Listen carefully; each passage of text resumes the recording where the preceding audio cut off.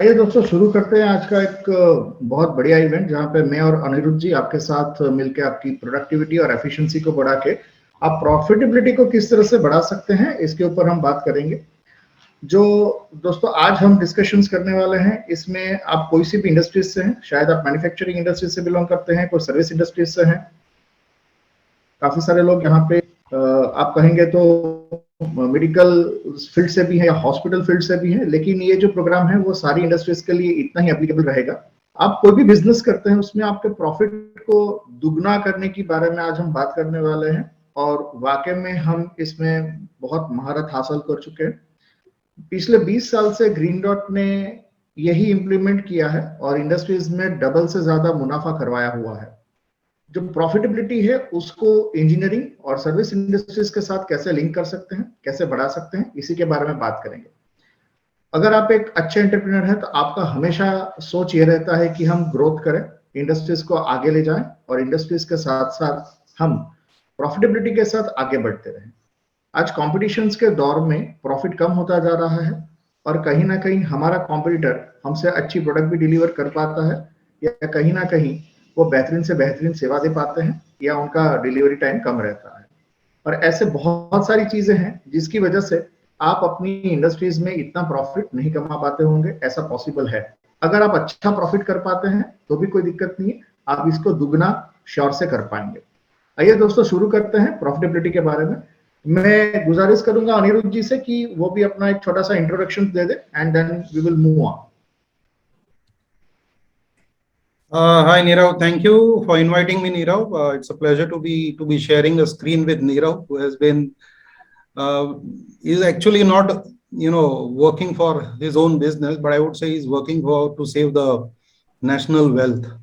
I look at the whole thing in this perspective. Anybody who is working on these lines is not only earning profits for himself, but he is saving a lot of stuff for the nation. I am Anirudh. I work for a company called Uber Group India Private Limited. I've been there for the past 16 years. Earlier, I was at Atul, and I have extensive experience in working with people to enable what Nirav does actually. So I think that should be it, Nirav. Maybe I'll be having a chance to talk more, down the line. That's great. That's great. That's great, Anirudh ji. It's nice to have such a brilliant personality on our webinar, and I hope कि बाकी की industries जो हैं यहाँ से हम दोनों के पास जो भी चीज है शेयर करने के लिए आज हम खुले दिल से आपके साथ शेयर करना चाहेंगे। जो भी नॉलेज हमने एक्वायर किया है, जो भी एक्सपीरियंस हमने गेन किया है, और ये एक्सपीरियंस की वजह से हम बाकी के लोगों को बाकी के इंडस्ट्रीज तक पहुंचाना चाहते हैं ताकि उनको भी जो काम कर रहे हैं उसमें कहीं ना कहीं हम हेल्पफुल हो पाए। जो लोगों यहाँ पे ज्वाइंट हुए हैं उनको मैं तहे दिल से धन्यवाद देना चाहता हूँ कि आज संडे है, वैसे छुट्टी का दिन रहता है, आप अपना कीमती समय यहाँ पे इन्वेस्ट कर रहे हैं और इन्वेस्ट करने के बावजूद आपको ज्यादा से ज्यादा रिटर्न मिले, ये हमारा दावा रहेगा। So at the end of the sessions I always look forward कि आपको उतना वैल्यूएशंस हम दे पाए हैं जितना वैल्यूएशंस आप एक्सपेक्ट कर रहे हैं ये 2 घंटे के इन्वेस्टमेंट के बावजूद। तो आइए दोस्तों शुरू करते हैं। Double A profit in 2 hours of time. I am Nirav Trivedi. I am a business coach and consultant working since last 21 years in various industries, catered to 1000 plus clients and 7 countries. अलग अलग इंडस्ट्रीज में काम कर चुके हैं। मल्टीनेशनल ले लीजिए, SME sectors ले लीजिए और मिड सेक्टर्स ले लीजिए, हर जगह पे हम काम कर चुके हैं। और जो आज तक हमने एक्सपीरियंस किया है वो आज हम आपके साथ शेयर करने जा रहे हैं। कुछ एक टिप्स मेथड्स आपको दिखाई गया जिसकी वजह से आप कोई भी इंडस्ट्रीज में है आपका प्रॉफिट आप डबल कर पाएंगे। 2 घंटे में आप जो भी सीखेंगे उसको आप इंप्लीमेंट कर पाएंगे। इंप्लीमेंट करने के बावजूद आप प्रॉफिट को भी बढ़ा पाएंगे। आइए दोस्तों शुरुआत करते हैं। पहली जो चीज है दोस्तों कि हम बड़ी कंपनी कब बनेंगे। यहाँ पे अनिरुद्ध जी साथ में बैठे हुए हैं हमारे। मेरा ऐसा मानना है कि जो बिग कंपनीज रहती हैं और जो स्मॉल और मीडियम साइज कंपनी रहती है जिनका टर्नओवर 100 करोड़ के नीचे रहता है, मैं उनको small and medium size company में गिनता हूँ, बाकी की कंपनियों को मैं बिग साइज कंपनी में गिनता हूँ। तो दोनों कंपनियों में फर्क क्या रहता है, ऐसा क्या करते हैं कि कुछ एक कंपनियां 2000, 3000, 5000 करोड़ तक पहुंच जाती है और जो मिड साइज कंपनी है वो बेचारी वहीं की वहीं रह जाती है और ग्रोथ नहीं हो पाता है। तो इसका थोड़ा सा क्लियर कट अंडरस्टैंडिंग मैं यहाँ पे आपको देना चाहता हूं कि जिसकी वजह से आपको समझ में आए कि हम क्या गलत कर रहे हैं और किसकी वजह से हम अपने ऑर्गेनाइजेशन को ग्रोथ कर पाएंगे। आइए दोस्तों, तो समझते हैं कि small and medium size company में पहली जो चीजें हैं वो है डायरेक्ट कनेक्शंस हर एक लोगों के साथ रहता है, जहां पे क्लियर कट हायरार्की नहीं रहती है। क्लियर कट हायरार्की न रहने की वजह से मल्टीटास्किंग भी बहुत ज्यादा होते हैं, लोगों के जॉब स्पेसिफिकेशंस नहीं होते हैं, और जिसकी वजह से स्पेसिफिक टास्क के ऊपर कभी भी जो small and medium size company है वो काम नहीं करती है, वहां पे मल्टीटास्किंग होती है। अगर आप एक अकाउंटेंट की बात करेंगे तो अकाउंटेंट कभी डिस्पैच का भी काम देख लेगा, कभी स्टोर भी देख लेगा, कभी टैक्सेशन भी देख लेगा। और अगर बड़ी कंपनी की बात करें तो वहां पे क्लियर कट हायरार्की रहती है, वहां पे स्पेसिफिक टास्क के लिए लोग रहते हैं, और ये स्पेसिफिक टास्क के लिए लोग रहने की वजह से उनके जो जॉब डिस्क्रिप्शन है, उनके पास जो एक्सपेक्टेशन है वो बहुत अच्छे से मिल जाती है, और वो पूरा करने के लिए कोई एक्सक्यूज भी नहीं दे पाते हैं। अगर small and medium size company की बात करेंगे तो मनी कंडीशंस बहुत टाइट रहती है, वहां पे रिसोर्सेज इतने ज्यादा फ्रीली अवेलेबल नहीं रहते हैं, हैंड टू माउथ कभी भी कंडीशन हो सकती है, रिसोर्स की अवेलेबिलिटी रहते हैं, मैन पावर की अवेलेबिलिटी रहती है। जबकि बिग कंपनी उनके पास एक बड़ा फंड रहता है। अगर बड़ा फंड है तो यानी बड़ी बोट अगर डूबती भी है ना तो उसको बचाने के लिए हमें 10 दिन मिलते हैं, जबकि छोटी बोट है तो उसको डूबने के लिए टाइम नहीं लगता है। तो यहाँ पे मनी कंडीशंस बहुत टाइट रहती है, जिसकी वजह से small and medium size company हमेशा कहीं ना कहीं जो डिसीजन लेना चाहते हैं, जहां पे उनको प्रैक्टिसेस में कहीं पे इन्वेस्टमेंट करना है, तो इतना फ्रीली नहीं कर पाते हैं। जो चौथा बड़ा चीज मुझे समझ में आई है बिग कंपनी के बारे में, वो है आपका lack of standards. Multinational companies जितनी हैं वो स्टैंडर्डाइजेशन के ऊपर काम करती है। ये सब्जेक्ट अपने आप में बहुत बड़ा सब्जेक्ट है, इसे बहुत ध्यान से समझिएगा। उनका स्टैंडर्डाइज चीजें रहती हैं, सारी चीजें स्टैंडर्डाइज्ड है, उनकी पॉलिसी स्टैंडर्डाइज है, पेमेंट मेथड स्टैंडर्डाइज है, उनके काम करने के तौर तरीके स्टैंडर्डाइज है, वहां पे वो कोई छूटछाट नहीं लेते हैं। और जो small and medium size company है वहां पे स्टैंडर्ड्स, ये चीज को समझिएगा, पूरे सेशंस में हम ये स्टैंडर्ड वर्ड के ऊपर बहुत एम्फासिस करके हम बात करने वाले हैं। तो लैक ऑफ स्टैंडर्ड्स जो है वो हमेशा यहाँ पे रहेंगे, यानी लैक ऑफ स्टैंडर्ड्स की वजह से ये कंपनी बड़ी कंपनी बनने से रुक रही है, ऐसा मैं कहूं तो कोई गलत बात नहीं है। जबकि बड़ी कंपनी है वो मास प्रोडक्शन में काम करती है और ये स्टैंडर्डाइज प्रोडक्ट बेचती है, जबकि छोटी कंपनी है वो कॉम्प्लेक्स रेंज में काम करती है और यहाँ पे कस्टमाइज प्रोडक्ट रहती है। ये चीजों को भी समझिए, जितनी कस्टमाइज प्रोडक्ट है, कस्टमर जो कहता है उस हिसाब से हम अपनी प्रोडक्ट बनाते हैं, उस हिसाब से हम सर्व करते हैं, और जिसकी वजह से भी हमारा ऑर्गेनाइजेशन का ग्रोथ कम होता है। ये चीजों को हमें एक्सेप्ट करना पड़ेगा। यहाँ पे जो मीडियम साइज की कंपनीज है उनका जो मार्केट है वो मोस्टली लोकल रहता है, नियर बाय एरिया में भी 100 किलोमीटर, 200 किलोमीटर, 500 किलोमीटर। जबकि जो बड़ी कंपनी है वो ग्लोबल मार्केट को कैप्चर करना चाहती है। और यहाँ पे प्रोडक्शंस है, मेक टू ऑर्डर रहता है या मेक टू स्टॉक रहता है, यानी कोई भी आप प्रोडक्ट बनाते हैं वो ऑर्डर के हिसाब से बनाते हैं, या काफी टाइम ऐसा भी होता है कि आप कहीं ना कहीं बना के रख देते हैं और स्टॉक में पड़ी रहती है। ये जो स्ट्रेटेजीज है मेक टू ऑर्डर या मेक टू स्टॉक, ये बहुत क्लियर नहीं रहती है। जबकि मल्टीनेशनल कंपनी में production is majority time it is based on sales, यानी जो प्रेशर है वो सेल्स पे बना रहता है, ना कि प्रोडक्शंस के ऊपर। तो ये चीजों को आप यहाँ पे समझे। मैंने ये पहली स्लाइड से क्यों शुरुआत किया, तो इसका रीजन ये है कि हमारा जो कंसल्टिंग है, हमने 21 साल में जितनी ऑर्गेनाइजेशंस के साथ कंसल्टेशंस की है, तो वहां पे जो मिड साइज कंपनी है उनके पास बहुत ज्यादा पोटेंशियल्स हैं कि वो अपनी ऑर्गेनाइजेशंस को ग्रो कर पाए, लेकिन कुछ किसी ना किसी वजह से वहां तक नहीं पहुंच पाई है। वो नहीं पहुंच पाई, उसका जो अगर एनालिसिस करेंगे तो ये कुछ एक रीजन मुझे यहाँ पे मिले जिसकी वजह से वो मल्टीनेशनल नहीं बन पा रही है। हालांकि उनकी प्रोडक्ट की पोटेंशियल्स बहुत है, मार्केट की पोटेंशियल्स बहुत है, उनकी प्रॉफिटेबिलिटी की पोटेंशियल्स बहुत है। तो ये चीजों को समझने के लिए आपको जो कंसर्न है उसे समझना बहुत ज्यादा जरूरी है। हमने मेजोरिटी जो भी इम्प्लीमेंटेशंस किए हैं जहां पे प्रॉफिटेबिलिटी बढ़ी है उसमें 70% मिड साइज सेगमेंट्स हैं और बाकी की जो है मल्टीनेशनल कंपनीज हैं। तो मिड साइज सेगमेंट्स में हम किस तरह से इम्प्लीमेंटेशंस कर सके प्रॉफिटेबिलिटी और प्रोडक्टिविटी को बढ़ाने के लिए, वो अपने आप में एक अलग फितरत है। यानी जिस तरह से बड़ी कंपनियां इंप्लीमेंटेशन कर सकती है उसी तरह से मिड साइज कंपनियां इसे इंप्लीमेंट नहीं कर पाती हैं, क्योंकि जिसे ही मैं कहूंगा कि सर ये आपको ये चीज करना चाहिए तो आप शायद बोलेंगे कि सर ये नीरव भाई ये सारी चीजें बड़ी कंपनी में पॉसिबल है, हमारी छोटी कंपनी, हमारा टर्नओवर 10, 20, 25, 50, 100 करोड़ रुपए है और हम ऐसा नहीं कर सकते। तो मैंने आगे आने वाली स्लाइड्स में जो हम डिस्कशंस करने वाले हैं वो प्योरली डिजाइन किया हुआ है मिड साइज कंपनी में इम्प्लीमेंटेशन कर पाए, क्योंकि यही चीज लेके बड़ी कंपनी तो इम्प्लीमेंट कर ही सकती है, उनको कोई दिक्कत इतनी नहीं आती है। मिड साइज कंपनी जो है वहां पे इम्प्लीमेंटेशन में ये चीजों को ध्यान में रखते हुए हम आगे बढ़ेंगे। तो जो पूरा प्रोग्राम आज बना हुआ है, ये पूरा प्रोग्राम बेस्ड है कि आप मिड साइज कंपनी में भी किस तरह से इंप्लीमेंट कर पाए। बड़ी कंपनी है तो वो तो कर ही पाएगी, लेकिन मिड साइज कंपनी में भी आप कर पाएंगे, ये श्योर है। आइए दोस्तों, एक एंटरप्रेन्योर की जर्नी को थोड़ा सा मुआयना करते हैं और इसे थोड़ा सा समझने की ट्राई करते हैं। अगर एक एंटरप्रेन्योर की जर्नी की शुरुआत करें तो पहले ऐसा होता है कि मटेरियल की अवेलेबिलिटी नहीं रहती है, रॉ मटेरियल का प्राइस फ्लक्चुएशन। अगर आप इंडस्ट्रीज से बिलोंग करते हैं तो प्लास्टिक के प्राइस ले लीजिए, मेटल के प्राइस ले लीजिए, कास्टिंग के प्राइस ले लीजिए, और इसकी वजह से अगर आप सर्विस इंडस्ट्रीज में है तो कहीं ना कहीं ये प्राइस की वजह से सर्विस इंडस्ट्रीज में भी आपको कहीं ना कहीं आ रही है।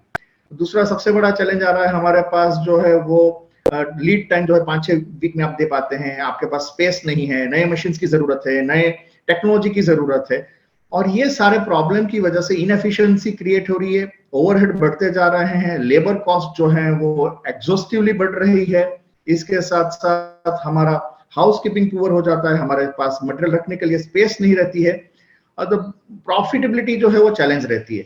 ये एक आम तौर पे 20 साल का एक मैन्युफैक्चरिंग ऑपरेशन देखेंगे तो उसका एक लेटर अगर क्रिएट करेंगे तो ऐसा एक मुआयना आता है जहां पे इंडस्ट्रीज ऐसे कोई दौर से गुजर रही है कि जहां पे इंप्रूवमेंट की बहुत ज्यादा जरूरत रहती है। इसको थोड़ा सा और डिटेल में अंडरस्टैंड करते हैं तो आपको पता चलेगा कि किस तरह से हम आगे बढ़ सकते हैं। एक एंटरप्रेन्योर की जर्नी को देखते हैं। एंटरप्रेन्योर किस तरह से बन गया। मेजॉरिटी एंटरप्रेन्योर का डेवलपमेंट साहब इस तरह से हुआ है। मैंने बहुत सारे लोगों के साथ इंटरव्यू किया, उनके साथ थोड़ा सा अंतर्गत हुए, उनकी इंडस्ट्रीज किस तरह से इवॉल्व हुई इसके बारे में जाना, और फिर मैंने एक रिसर्च करके यहाँ से आपको एक प्रोसेस फ्लो दिया है। और मेरा यह मानना है कि हर एक इंडस्ट्री, आप अपना भी मुआयना कीजिएगा, मैं ये चीज मेरे लिए भी उतनी सही है। किसी ना किसी को कोई ना कोई प्रोडक्ट की कमी लग रही थी। जैसे एक एग्जांपल दे दूं तो नाइक कहां से आ गया, तो नाइक का जो ओनर है उन्होंने एथलीट को ट्रेनिंग देने के लिए उनको एक बहुत अच्छे शूज की जरूरत थी जो महज लाइट वेट होने चाहिए, उनको वो शूज नहीं मिले, तो उन्होंने क्या किया कि खुद की प्रोडक्ट बना ली और फिर अच्छा मार्केटिंग करके बढ़ गए। तो इसी तरह से ये प्रोडक्ट फ्लो क्या है इसे देखते हैं। तो उन्होंने पहले तो एक प्रोडक्ट इन्वेंट की, हर एक इंडस्ट्रियलिस्ट ने पहले प्रोडक्ट इन्वेंट की। प्रोडक्ट इन्वेंट करके उन्होंने एक मार्केट पोटेंशियल को आइडेंटिफाइड किया। मार्केट पोटेंशियल्स को आइडेंटिफाइड करने के बाद अगर सेल्स नहीं कर पाए तो बिजनेस फेल हो गए।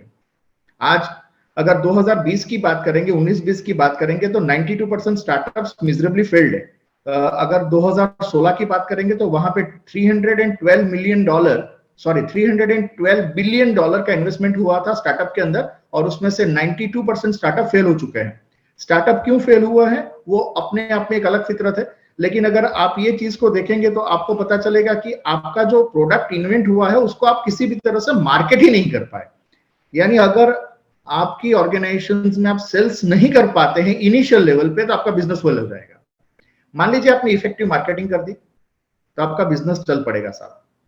आज जितने भी लोग हैं, अगर आपका प्रोडक्ट का सेल्स हो ही नहीं रहा है तो आपकी इंडस्ट्रीज फेलियर के कगार पे खड़ी है। आपको बेचना आना जरूरी है। इसीलिए हर एक एंटरप्रेन्योर को एक अच्छा सेल्समैन होना बहुत जरूरी है इन वन और अदर वे। अगर आप अच्छे सेल्समैन नहीं है तो आपकी इंडस्ट्रीज में सस्टेनेबिलिटी नहीं आएगी। ऐसा पॉसिबल है तो आप हमेशा मार्केटिंग के ऊपर फोकस करें। मार्केटिंग के ऊपर फोकस करके आप इफेक्टिव मार्केटिंग करेंगे तो आपकी सस्टेनेबिलिटी आ जाएगी। लेकिन दोस्तों यहां से परेशानी कम नहीं होती है, शायद और बढ़ने वाली है। थोड़ी सी समझिए, सस्टेनेबिलिटी जैसे ही शुरू हुई यानी सेल्स वॉल्यूम अभी बढ़ेगा। आपने इफेक्टिव मार्केटिंग किया, अगर आप मार्केटिंग ही नहीं करेंगे तो आपकी कंपनी बंद होने वाली है, बंद हो चुकी है। और ऐसे बहुत सारे आपने आपके ही दोस्तों के साथ, आपकी ही इंडस्ट्रीज में आजू बाजू वालों के साथ आपने नजारे देखे हुए हैं। मान लीजिए बहुत अच्छे से काम हुआ तो आपका सेल्स वॉल्यूम बढ़ गया। सेल्स वॉल्यूम बढ़ने से अभी क्या हो गया पता है, सेल्स वॉल्यूम बढ़ने से आपके पास दूसरे चैलेंजेस आने हो गए कि हमारे पास कस्टमर बहुत ज्यादा है तो अभी हमें एम्प्लॉय की जरूरत है।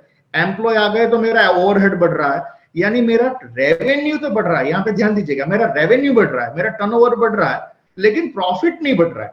मैं अगर 20 करोड़ में 2 करोड़ कमा रहा था तो 40 करोड़ में मुझे तो 2.5 करोड़ ही मिल रहे हैं। फिर मैंने 80 करोड़ कर दिया तो 3 करोड़ मिल रहे हैं।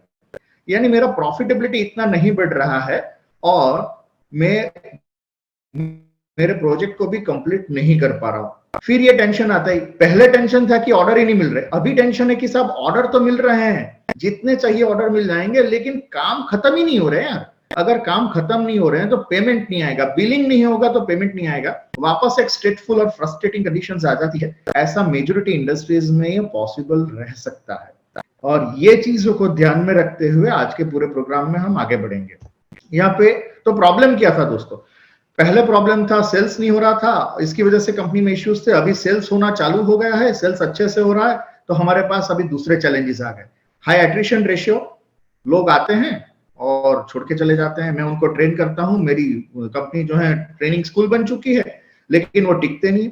हाई वारंटी कॉस्ट है, मैं कस्टमर्स को मैं वारंटी में ऑर्डर लेके आता हूं, फिर हमें वारंटी देनी ही पड़ती है, काफी टाइम में डिलीवरी नहीं दे पाता हूं, इसकी वजह से हमारे ऑर्डर लूज हो रहे हैं, वापस स्ट्रेसफुल एंड फ्रस्ट्रेटिंग कंडीशंस की शुरुआत हो जाती है।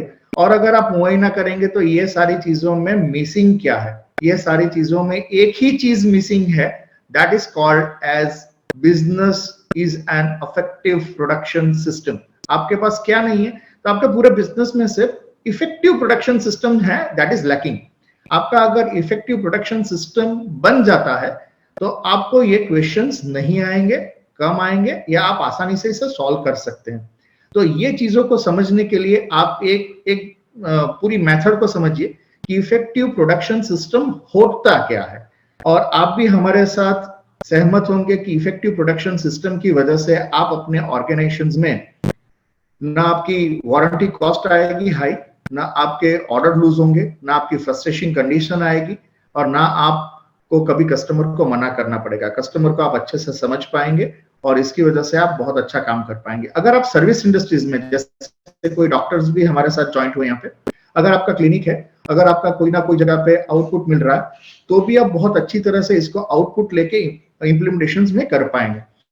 क्लिनिकल या सर्विस इंडस्ट्रीज, जैसे कोई बैंकर्स है हमारे साथ, बैंकर्स भी आज जुड़े हुए हैं, तो वहां पे भी उनकी जो ऑफिस की प्रैक्टिसेस है, that also need to be very effective, so that it can have a great value for money to the customers. तो आइए दोस्तों देखते हैं कि हम प्रॉफिटेबिलिटी को किस तरह से इंप्रूव कर पाते हैं। तो यहाँ पे चार चीजें बहुत मायने रखती हैं एक इफेक्टिव प्रोडक्शन सिस्टम के लिए। पहली जो चीज है वो है राइट प्रोडक्ट, दूसरी जो चीज है वो राइट कॉस्ट, तीसरी जो प्रोसेस है वो है राइट प्रोसेस, और चौथा जो एलिमेंट है वो है राइट सिस्टम। यानी आपको चार चीजों के ऊपर काम करना पड़ेगा, सही प्रोडक्ट, सही कॉस्ट, सही प्रोसेस और सही सिस्टम। अगर हम ये चार तरीके से काम करेंगे तो आपके पास कभी भी ऐसे कोई इश्यूज नहीं आएंगे जिसकी वजह से आपकी इनइफेक्टिव प्रोडक्शन सिस्टम बन जाएगी। यहाँ पे मेरे कुछ क्वेश्चंस है और मैं चाहता हूं कि आप इसके ऊपर गौर फरमाएं। अगर पॉसिबल है तो आप हमें अपडेट भी कर सकते हैं, आप हमें मैसेज भी कर सकते हैं। पहली चीज, how you manage customer demand. क्या आपको आपके कस्टमर की डिमांड पता है? मान लीजिए एक वाल मैन्युफैक्चरिंग कंपनी है, तो कितने वाल बनाने हैं आपको पूरे साल में? क्या अभी कभी आपने सोचा है, आपके पास बिजनेस प्लान है कि आप पूरे साल में कितने वाल बना के, कितने प्रोडक्ट बेच के आप कितना पैसा कमाना चाहते हैं? कस्टमर की डिमांड क्या है? मेजॉरिटी ऑर्गेनाइजेशंस में कस्टमर की डिमांड पता ही नहीं है। कस्टमर की डिमांड इसे कहते हैं सर कि पूरे साल में आपकी जो भी प्रोडक्ट है वो पूरे साल में कितनी बेचना चाहते हैं, उसका डिलीवरी टाइम क्या मिलेगा, और वो डिलीवरी टाइम में आप कितना कर पाएंगे। मान लीजिए मुझे 1000 वाल महीने में देने हैं, यानी 30 दिन में मुझे 1000 वाल देने हैं, और ऐसा भी हो सकता है, ये सेम नहीं है। रोज के 30 वाल देना और महीने में 1000 वाल देना ये सेम चीज नहीं है। रोज के 30 दिन देना यानी मेरी कस्टमर डिमांड अलग है, और महीने के बाद 1000 प्रोडक्ट देना यानी ये डिमांड अलग है। तो इसे कहते हैं कस्टमर डिमांड। इसे आपको समझना बहुत जरूरी है। पेपर और पेन आपके साथ रखिएगा ताकि हम जो आने वाले एक्सरसाइज है वो कुछ एक करते जाएंगे, जिसकी वजह से मैं आपको सबसे ज्यादा वैल्यू एडिशन देना चाहता हूं। आपकी जो कस्टमर डिमांड है उसे लिखिए कि आपके पास कस्टमर डिमांड क्या है, कितनी डिमांड है। अगर आप ये कहते हैं कि फोरकास्टिंग पॉसिबल नहीं है, तो दोस्तों सबसे वोलाटाइल मार्केट है उसमें फोरकास्टिंग पॉसिबल है। जैसे शेयर मार्केट ले लीजिए, आज शेयर मार्केट में भी प्रिडिक्टेड चीजें अवेलेबल है। हमारे साथ कुछ एक एक्सपर्ट्स भी यहाँ पे ज्वाइंट हुए हैं जो शेयर मार्केट में बहुत अच्छा काम करते थे, और आज इंडस्ट्रीज को अलग मुकाम पे ले जा पाए हैं किसी ना किसी तरह से आईपीओ वगैरह लाके। तो यहाँ पे अगर आप उनकी भी बात करेंगे तो वो भी ये चीजों को मानेंगे कि जो डिमांड है या जो फोरकास्टिंग है वो पॉसिबल है, आगे पीछे हो सकता है, लेकिन स्टेटिस्टिक्स की मदद से आप कहीं ना कहीं कस्टमर डिमांड को जज कर सकते हैं। दूसरी जो चीज है, how you measure improve factory performance. आप फैक्ट्री का परफॉर्मेंस मेजर कैसे करते हो कि आपकी प्रोसेस अच्छी है। कोरुगेशन इंडस्ट्रीज है, आप कैसे मेजर करोगे कि आपका फैक्ट्री का परफॉर्मेंस अच्छा हुआ है। आप टेक्सटाइल इंडस्ट्रीज से बिलोंग करते हैं, आप कैसे मेजर करोगे कि आपके पास किस टाइप की परफॉर्मेंस है जिसकी वजह से आप कह सकते हैं कि मेरी कंपनी का परफॉर्मेंस बहुत अच्छा है। आपके क्राइटेरिया क्या रहेंगे, आपका प्रोडक्ट फ्लो किस तरह से मूव हो रहा है, आप किस तरह से प्रोडक्ट फ्लो के ऊपर काम कर रहे हैं, आपके ऑर्गेनाइजेशन का स्ट्रक्चर क्या है और आप अपने लोगों को कैसे डेवलप करते हैं, आपकी जो मटेरियल मैनेजमेंट है वो किस तरह से करते हैं जिसकी वजह से आपका कॉस्ट ऑफ ऑपरेशंस कहीं ना कहीं मैनेज हो जाए, आप लोगों को किस तरह से मैनेज करते हैं। और वहां पे अगर आप इंप्रूवमेंट देखते हैं तो इंप्रूवमेंट करते कैसे हैं, और एक बार इंप्रूवमेंट हो गया तो उसको बनाए कैसे रखते हैं। ये अपने आप में बहुत सारी चैलेंज है, क्योंकि आप इंडस्ट्रीज की बात करेंगे तो जहां जहां पे इंप्रूवमेंट हुए हैं दोस्तों, वो इंप्रूवमेंट तो हो जाते हैं लेकिन वो सस्टेन नहीं होते।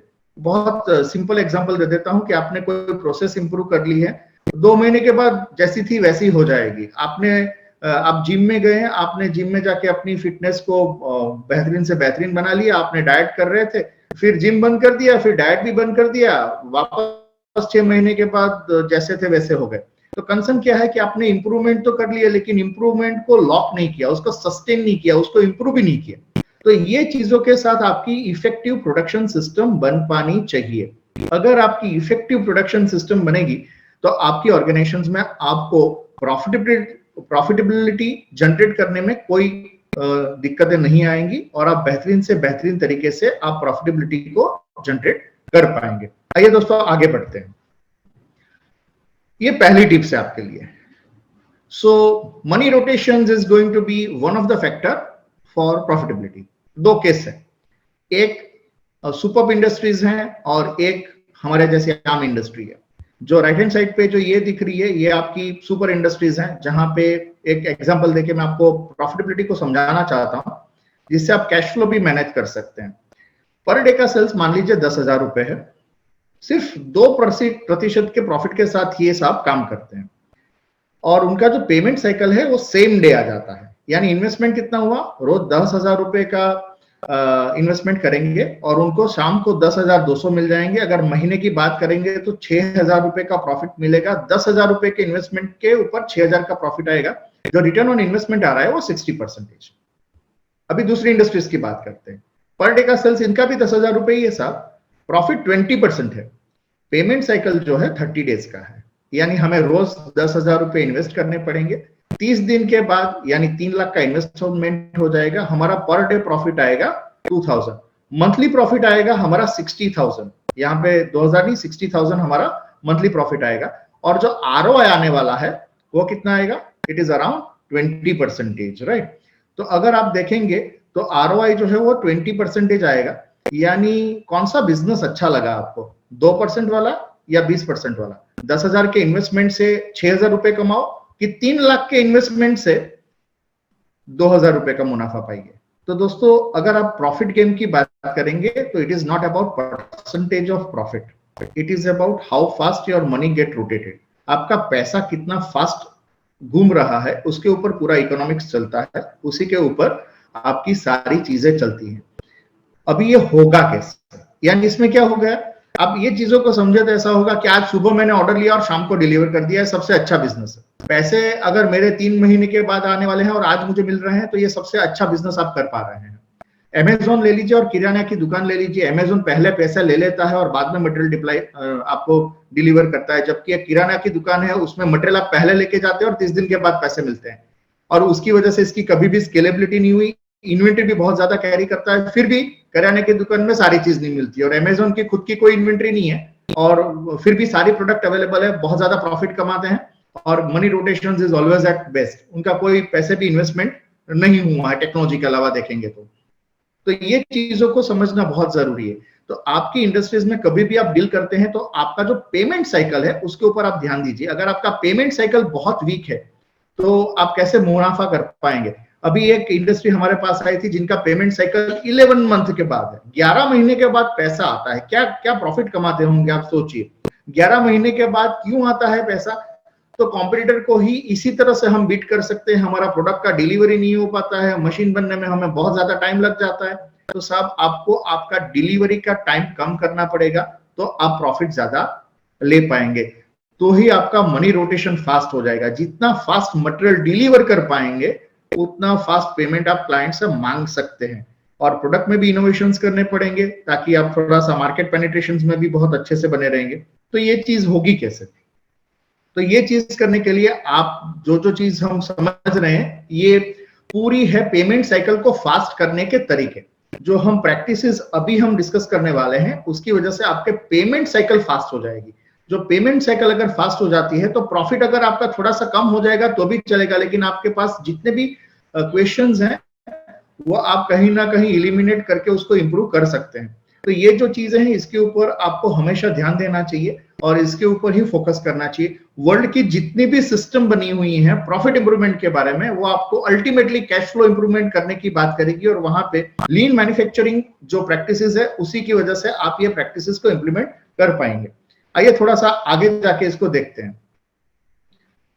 अभी आप अलग अलग इंडस्ट्रीज से हैं, कोई हॉस्पिटल इंडस्ट्रीज से हैं, कोई वॉल मैन्युफैक्चरिंग इंडस्ट्रीज से। मैं देख रहा हूं कि बहुत सारे लोग गियर इंडस्ट्रीज से यहाँ पे ज्वाइंट हुए हैं, कुछ एक मशीन मैन्युफैक्चरिंग इंडस्ट्रीज हैं, कुछ एक केमिकल इंडस्ट्रीज हमारे साथ ज्वाइंट हुई हैं आज। इसके अलावा कुछ एक सर्विस इंडस्ट्रीज के लोग भी हैं। तो हर एक इंडस्ट्रीज में इंडस्ट्रीज के हिसाब से क्या होता है, आज एक बहुत अच्छा दौर चल पड़ा है दोस्तों ऑटो मोड पे लाने के लिए, यानी बिजनेस को ऑटो मोड पे लाने के लिए आज न जाने क्या क्या आप कर रहे हैं। अब हर एक इंडस्ट्रियलिस्ट और एंटरप्रेन्योर का ऐसा मानना है कि मेरे बिना मेरी कंपनी चलनी चाहिए। तो ये दोस्तों कैसे हो सकता है उसके बारे में भी हम यहाँ पे बात करेंगे, और प्रॉफिटेबिलिटी कहाँ पे आएगी, आपकी इंडस्ट्रीज का कंसर्न क्या है। पेपर और पेन दोस्तों रेडी रखिएगा, मैं जो बोलता हूँ उसको आप नोट करते जाइएगा। अगर आप नोट नहीं करेंगे तो आप शायद कोई ना कोई चीज मिस न कर जाए। तो हमारे पास है ना 3 तरह की इंडस्ट्री है।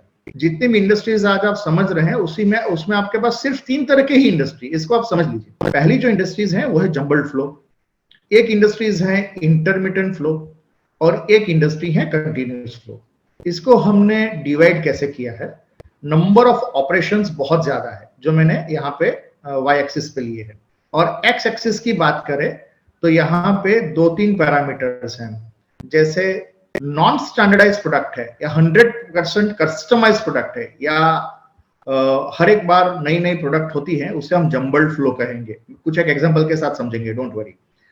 और जहां पे बहुत कम प्रोसेसेस में काम होता है और जहां पे वॉल्यूम बहुत ज्यादा है, जहां पे प्रोडक्ट स्टैंडर्ड्स हैं, वो जो चीज है वो कंटिन्यूअस प्रोसेस फ्लो में आएगी। अगर आप ये चीजों को समझना चाहते हैं तो थोड़ा सा प्रैक्टिकल एग्जाम लेके समझते हैं। मान लीजिए एक हॉस्पिटल की बात कर लेते हैं। एक हॉस्पिटल में एक मरीज जा रहा है, वो रूटीन चेकअप करवाने ही जा रहा है। चेकअप करवाने के बाद पता चला कि उसके हार्ट बीट्स भी ज्यादा है, ईसीजी भी करवाना पड़ेगा, और बहुत कॉम्प्लिकेटेड चीज होने वाली है, शायद आईसीयू में एडमिट भी हो जाएगा, शायद ऑपरेशंस करवाना पड़ेगा। क्या जब वो हॉस्पिटल में एंट्री लेता है तो उसको पता है कि किस तरह से प्रोसेस होगी? शायद नहीं। क्या डॉक्टर्स को पता है कि किस तरह से प्रोसेस होगी? नहीं। ये जो है ये जंबल्ड फ्लो है, सारी चीज नॉन स्टैंडर्ड बना रहे हैं। आपकी इंडस्ट्रीज में आप क्या बना रहे हो? नॉन स्टैंडर्ड बना रहे हो तो आप जंबल्ड फ्लो में हो। सारी चीज कस्टमाइज प्रोडक्ट है, कस्टमर जैसा मांगता है हम वैसा बना के देते हैं, ये कस्टमाइज्ड है। ये कस्टमाइज प्रोडक्ट बनाने वाली कंपनी, नॉन स्टैंडर्ड प्रोडक्ट बनाने वाली कंपनी में प्रॉफिट बहुत ज्यादा रहता है दोस्तों, 30, 40, 50, 60%, 70% प्रॉफिट रहता है। और ये प्रॉफिटेबिलिटी के बावजूद उनको वॉल्यूम बहुत कम मिलता है, और यहाँ पे हमेशा हाईली स्किल्ड लोगों की जरूरत रहेगी। जितने भी लोग हैं वो आपको एकदम हाईली स्किल्ड चाहिए, क्योंकि हर एक प्रोजेक्ट नया है, हर एक पेशेंट अलग आएगा, हर एक कस्टमर आपके साथ अलग डिमांड करेगा। तो आपके पास हमेशा हाईली स्किल्ड लोगों की जरूरत रहेगी, और आप कस्टमाइज प्रोडक्ट ही बनाते रहेंगे। और ऐसी चीज बना के आप कभी भी इंडस्ट्री को स्केल नहीं कर सकते, इसे समझना। आपकी इंडस्ट्रीज में आप प्रॉफिट 50%, 60%, 100% ले पाएंगे, लेकिन कभी भी आप ये इंडस्ट्रीज को 2-3 हजार 5,000 करोड़ की नहीं कर सकते। इसकी स्केलेबिलिटी पॉसिबल ही नहीं है। ये इंडस्ट्री ऑटो मोड पे कभी नहीं जा सकती है, क्योंकि ये पीपल ओरिएंटेड इंडस्ट्रीज है, ये प्रोसेस ओरिएंटेड इंडस्ट्रीज कभी नहीं बन पाएगी। तो कैसे करेंगे, इसका कोई उपाय है? हाँ, इसका भी उपाय है जो हम शेयर करते जाएंगे। दूसरी जो है वो इंटरमीडिएट है। जो मेजोरिटी एसएमई सेक्टर्स है ना दोस्तों, ये इंटरमीडिएट फ्लो में आती है। इंटरमीडिएट फ्लो क्या है? ये मिक्स मैच है। थोड़ी प्रोडक्ट कस्टमाइज्ड है, थोड़ी प्रोडक्ट स्टैंडर्डाइज है। यहाँ पे कस्टमाइज प्रोडक्ट के चैलेंजेस अलग रहेंगे, यहाँ पे प्रॉफिटेबिलिटी अनसर्टेन रहेगी। जंबल फ्लो में आप वर्किंग ऑन शेयर्ड रिसोर्सेज पे ही काम कर पाएंगे। जैसे कंस्ट्रक्शन इंडस्ट्रीज ले लीजिए, हॉस्पिटल ले लीजिए, या एयरपोर्ट्स ले लीजिए, फुल फेयर एयरलाइंस ले लीजिए। ये जो सारी चीजें है ना, ये शेयरिंग रिसोर्सेज पे काम करेंगे। यानी एक हॉस्पिटल को अपना जो ऑपरेशन थिएटर है किसी डॉक्टर को शेयर करने के लिए देना चाहिए। डॉक्टर वहां पे आके ऑपरेशंस करेगा तो उनको भी फायदा होगा, हॉस्पिटल को भी फायदा होगा। कंस्ट्रक्शन इक्विपमेंट है तो वहां पे आप, कंस्ट्रक्शन इंडस्ट्रीज हैं, आप मान लीजिए ब्रिज बना रहे हैं, रोड कंस्ट्रक्शंस कर रहे हैं, तो वहां पे आपको प्रॉफिट बढ़ाने के लिए अपने रिसोर्सेज को शेयर कर दीजिए। अगर आपके पास ऑर्डर ज्यादा आते हैं तो आपको रिसोर्सेज परचेज नहीं करने हैं, आपको शेयरिंग पे काम करना है, तो आपको शेयर कर दीजिए। यानी आप रेंट पे ले आइए या रेंट पे दे दीजिए, तो आपका यहाँ पे प्रॉफिट बढ़ेगा। ये चीज को समझते हैं। अभी इंटरमीडिएट फ्लो है। इंटरमीडिएट फ्लो के प्रॉब्लम क्या क्या है? इंटरमीडिएट फ्लो में कुछ एक प्रोडक्ट स्टैंडर्ड रहेगी, कुछ एक प्रोडक्ट नॉन स्टैंडर्ड रहेगी। आप मेक टू ऑर्डर भी बनाते होंगे कुछ एक प्रोडक्ट, और आप मेक टू स्टॉक भी बनाते होंगे कुछ एक प्रोडक्ट। यहाँ पे लॉन्गर लीड टाइम पॉसिबल है, आप प्रोडक्ट को जल्दी से बना नहीं पाते हैं, आपका लॉन्गर लीड टाइम पॉसिबल होता है। इसके साथ साथ अगर आप देखेंगे तो यहाँ पे चैलेंजेस ये आती हैं कि कोऑर्डिनेशन, जो production, planning, quality control, manufacturing, इसके साथ आपका कोऑर्डिनेशन इतना नहीं रहता है। प्लस इसके साथ साथ अगर आप देखेंगे तो यहाँ पे रिजेक्शंस होते हैं। इसके साथ साथ मैन पावर हमेशा कॉम्पिटेंट चाहिए, क्योंकि हर बार आप कुछ ना कुछ अलग करते हैं, हर बार आपको कुछ ना कुछ चीज अच्छी करनी चाहिए। और सबसे बड़ा प्रॉब्लम है कि ये इंडस्ट्रीज में आप कैपेसिटी मैपिंग पॉसिबल नहीं है। यहाँ पे अगर आप कहेंगे कि आपकी इंडस्ट्रीज की कैपेसिटी कितनी है, जैसे फैब्रिकेशन यूनिट ले लीजिए, वॉल मैन्युफैक्चरिंग यूनिट ले लीजिए, अगर आप कहेंगे कि से for example gear manufacturing unit ले लीजिए, तो आप वहां पे capacity mapping is not possible. यहाँ पे इंडस्ट्रीज की कैपेसिटी क्या है उसको आप कभी भी माप नहीं सकते हैं। और जो कंटिन्यूस प्रोसेस इंडस्ट्रीज हैं, यहाँ पे क्या है, तो यहाँ पे सारी स्टैंडर्ड प्रोडक्ट बनती है, यहाँ पे स्किल्ड लोगों की जरूरत ही नहीं है। यहाँ पे प्रॉफिट थोड़ा सा कम मिलता है, लेकिन इसका वॉल्यूम बहुत ज्यादा रहता है। वॉल्यूम ज्यादा होने की वजह से आप इसको बहुत ज्यादा स्केल कर सकते हैं, और आपकी डिपेंडेंसी किसी के ऊपर रहती नहीं है। कंटिन्यूस फ्लो में आपके पास जो ये डायगोनल दिख रहा है, आप अगर आप ये डायगोनल को थोड़ा गौर फरमाएंगे तो यहाँ से जो नीचे का एरिया है ये लेस कॉम्प्लेक्स एरिया है। आप कहीं पे भी जाएंगे तो ये लेस कॉम्प्लेक्स एरिया, और जो ऊपर का जो एरिया है वहां पे जो है ये हाई कॉम्प्लेक्स एरिया है। हाई कॉम्प्लेक्स एरिया में प्रॉफिटेबिलिटी इंप्रूव करना मुश्किल रहेगा, लेस कॉम्प्लेक्स एरिया में प्रॉफिटेबिलिटी को इंप्रूव करना आपके लिए आसान रहता है।